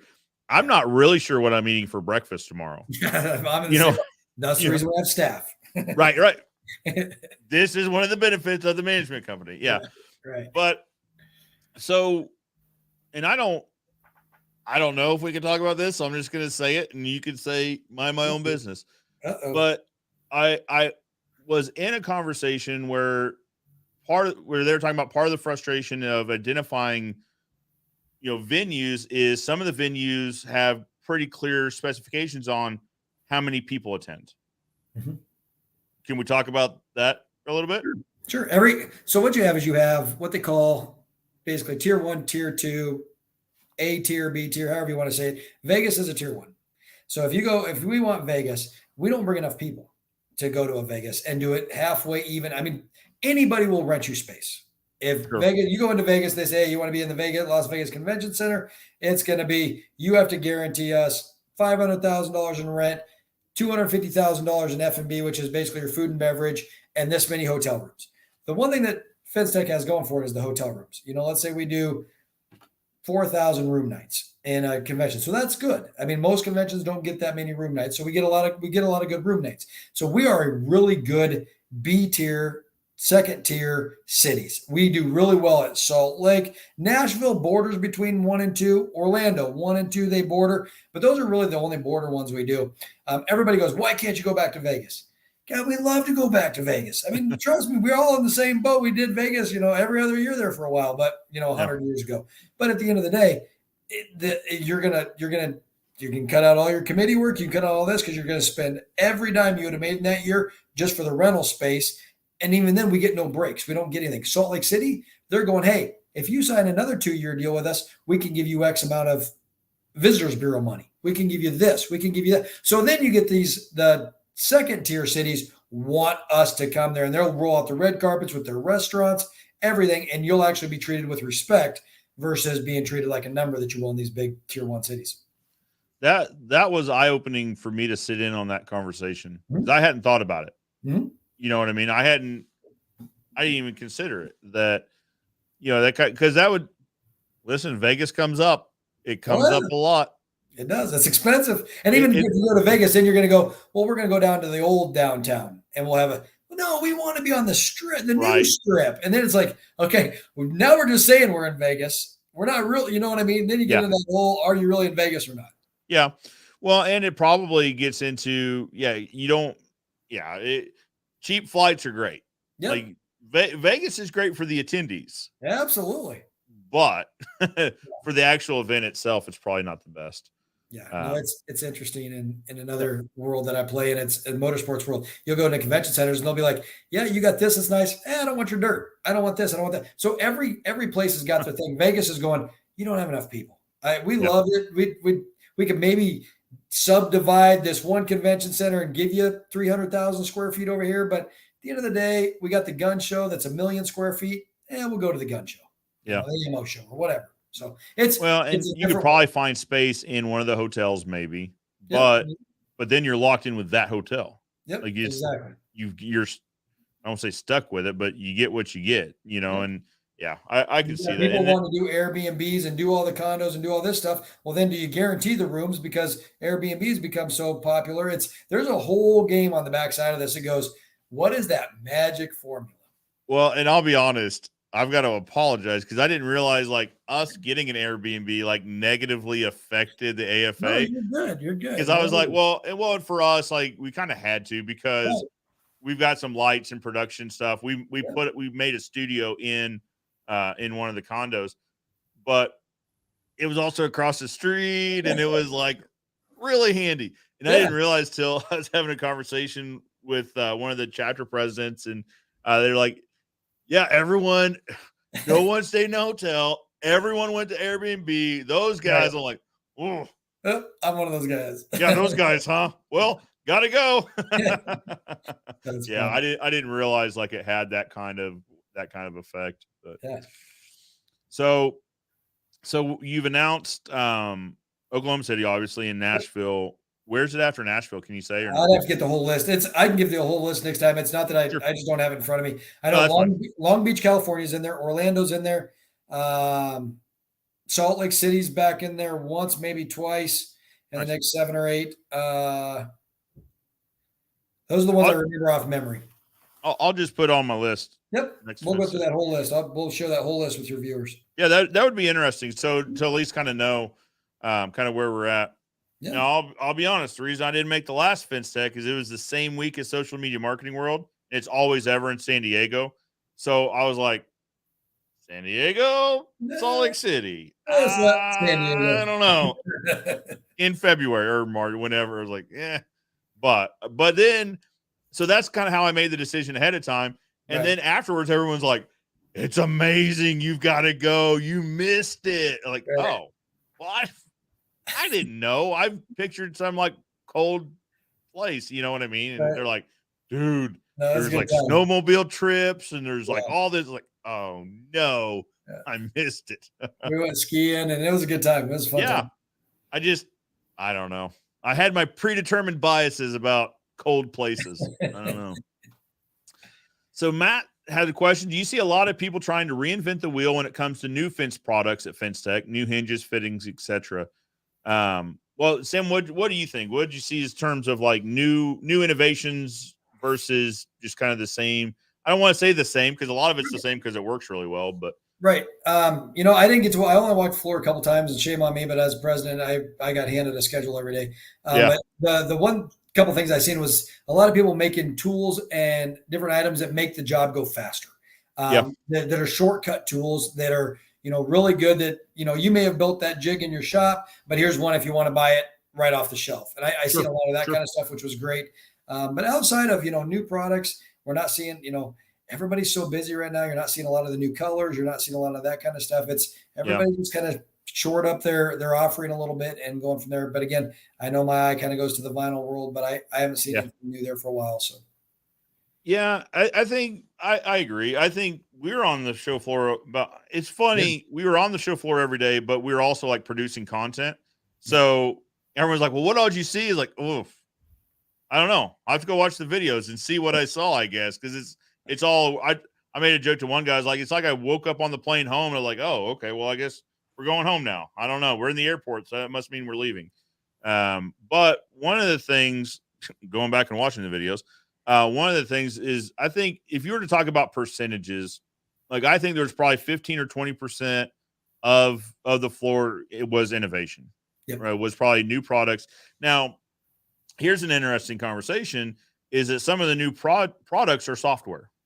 Yes. So it's not always hard products. It can also be digital products, right? So there were a lot of tools. So efficiency. I would say a lot of the new innovations will revolve around efficiencies. Like I said, the tools that make it easier and quicker, the software that's innovating the sales and CRM spaces, that sort of thing. But in terms of actual new products, I think I probably saw a handful of actually like new products or reinvented products. I'm stoked. So I like using the shark hinges a lot. I have a video. We use them here in the office a lot. Now they've got self-closing shark hinge coming out into the market. Stoked about that for sure. And then you saw Sand Seal Experts rebranded. We talked to them for a little bit. You saw new equipment there. I would say all in all, probably 15 or 20% of the floor was probably new or reinvented products. Not reinvented, but made better. Yeah. Yep. So anyway, that was kind of one of the things that people go for, is to see what's new. Now, it's probably one of the things social media leapfrogs is that now these products are brought into the market. So it used to be FinTech was one of the places where manufacturers would showcase new innovations, and whether it's hardware or material or what. And now they're kind of bringing it out through social media. But the important part, the thing I liked at FinTech was I could put my hands on it. So speaking about this self-closing hinge, I wanted to open and shut that gate to actually feel the resistance there, which is something you lose in social media. And I got to play with software, things like that. So it's important you go. Sam, I think your point's right here is that a lot of people are busy. A lot of people are busy making their core offerings. So there's not a lot of innovation going on. I think next year is going to change that. I really do. I think you're going to have the contractors have ramped up their companies, and there's been so much consolidation in the industry. I think you're going to see a lot more of the spin of products, and not an overage of products, but I think you're going to see a nice balance this next year. And then you're going to see people have to get innovative again. So I think next year's FinTech and the one after that are going to be fantastic. I think this year's was really good. Don't get me wrong, but I think it was a lot more of, hey, we're all still here. Yeah. Type of FinTech versus it was a lot of networking. Yes. Right. It was more survival than innovation. Yes, I would agree with that. So, but like to your point, I think we're going to have to keep innovating. We're going to have to keep growing because it's not just enough to survive. You got to thrive a little bit too. Absolutely. Nick has a question. I want to hang string lights to 3 4x4 posts. They're about 40 feet apart from each other. Would you recommend getting a 10-foot post and digging 2 foot, or getting a 12-foot post and digging 4 feet? Sam, what do you think? I'd say it all depends on what market you're in. I mean, it exactly. depends on how deep you have to go based on where your frost line is. But if you can get away with it too, go. There's very few markets that can. Yeah. But if you can, if I'm putting in that long of a post, I'm going to go 4 foot in the ground. Exactly. If it's going to be 10 foot out of the ground, well, it doesn't say how far out of the ground it's going to be. Anyway, 8 foot out of the ground is what it sounds like. So 4 foot. I mean, if you can do it. Right. I mean, that's because where my mind goes, and the market's right, because where my mind goes is we get a lot of snow here and ice. All right, so you're stringing those lights up. Are you going to take it down in the wintertime when it gets ice? No. Right. All right, well, you've got that weight load now hanging on these posts. And 4x4 posts are not known for keeping their shape very well. I think we're talking about pressure treated pine probably, or maybe cedar. I don't know. Or I guess that's where my mind goes. I went wood. It could very well be something else, but anyway, if it's vinyl, it'll hold fine. No, I'm just kidding. No problems at all. No problems. Perfect. Every time no, definitely not. No, I do the 12 foot and dig it 4 if you can. I mean, better safe than sorry. Absolutely. Yeah. Michael Taylor says, I foresee a lot of growth in U.S. manufacturing. Hopefully we are learning. I agree. So we're getting into manufacturing. We talked about this on the show last week. So we're getting into chain link wire manufacturing. And that's why we were over at Brigandy in LA. We took a meeting with them to talk about their equipment and what that looks like bringing it on. And there's other folks I've talked to in the industry that are bringing manufacturing into their companies in different ways, not necessarily chain link fabric, but for us, and for them, for these guys I was talking to, we're each like trying to figure out our supply chain pain points, trying to solve our problems, right? For us, when I started down this journey, we were looking for a truckload. I think it was 6'9" gauge or something. And it was 18 weeks to schedule a truck in. I was like, man, that seems like forever. And then randomly I reached out to Brigandy. They're like, well, we could have you a piece of equipment in about 20 weeks. If it's 18 to get the material, or if it's 20 weeks and we can make our own, how about we just make our own moving forward? And we're going to solve some pain points too, right now. So right now what we're thinking is make gate wire. So we fabricate a lot of our own gates. So we're just going to make 46-inch wire instead of 48. We always cut off 2 inches of wire. Well, we'll make 46-inch wire, then not have to cut it down. Efficiencies, right?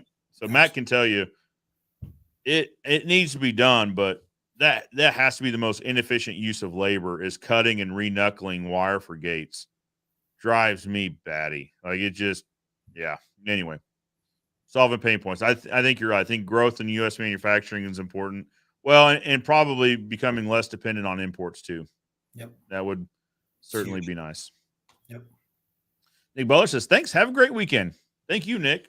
Look at the time. We're actually overtime. Seems like per usual.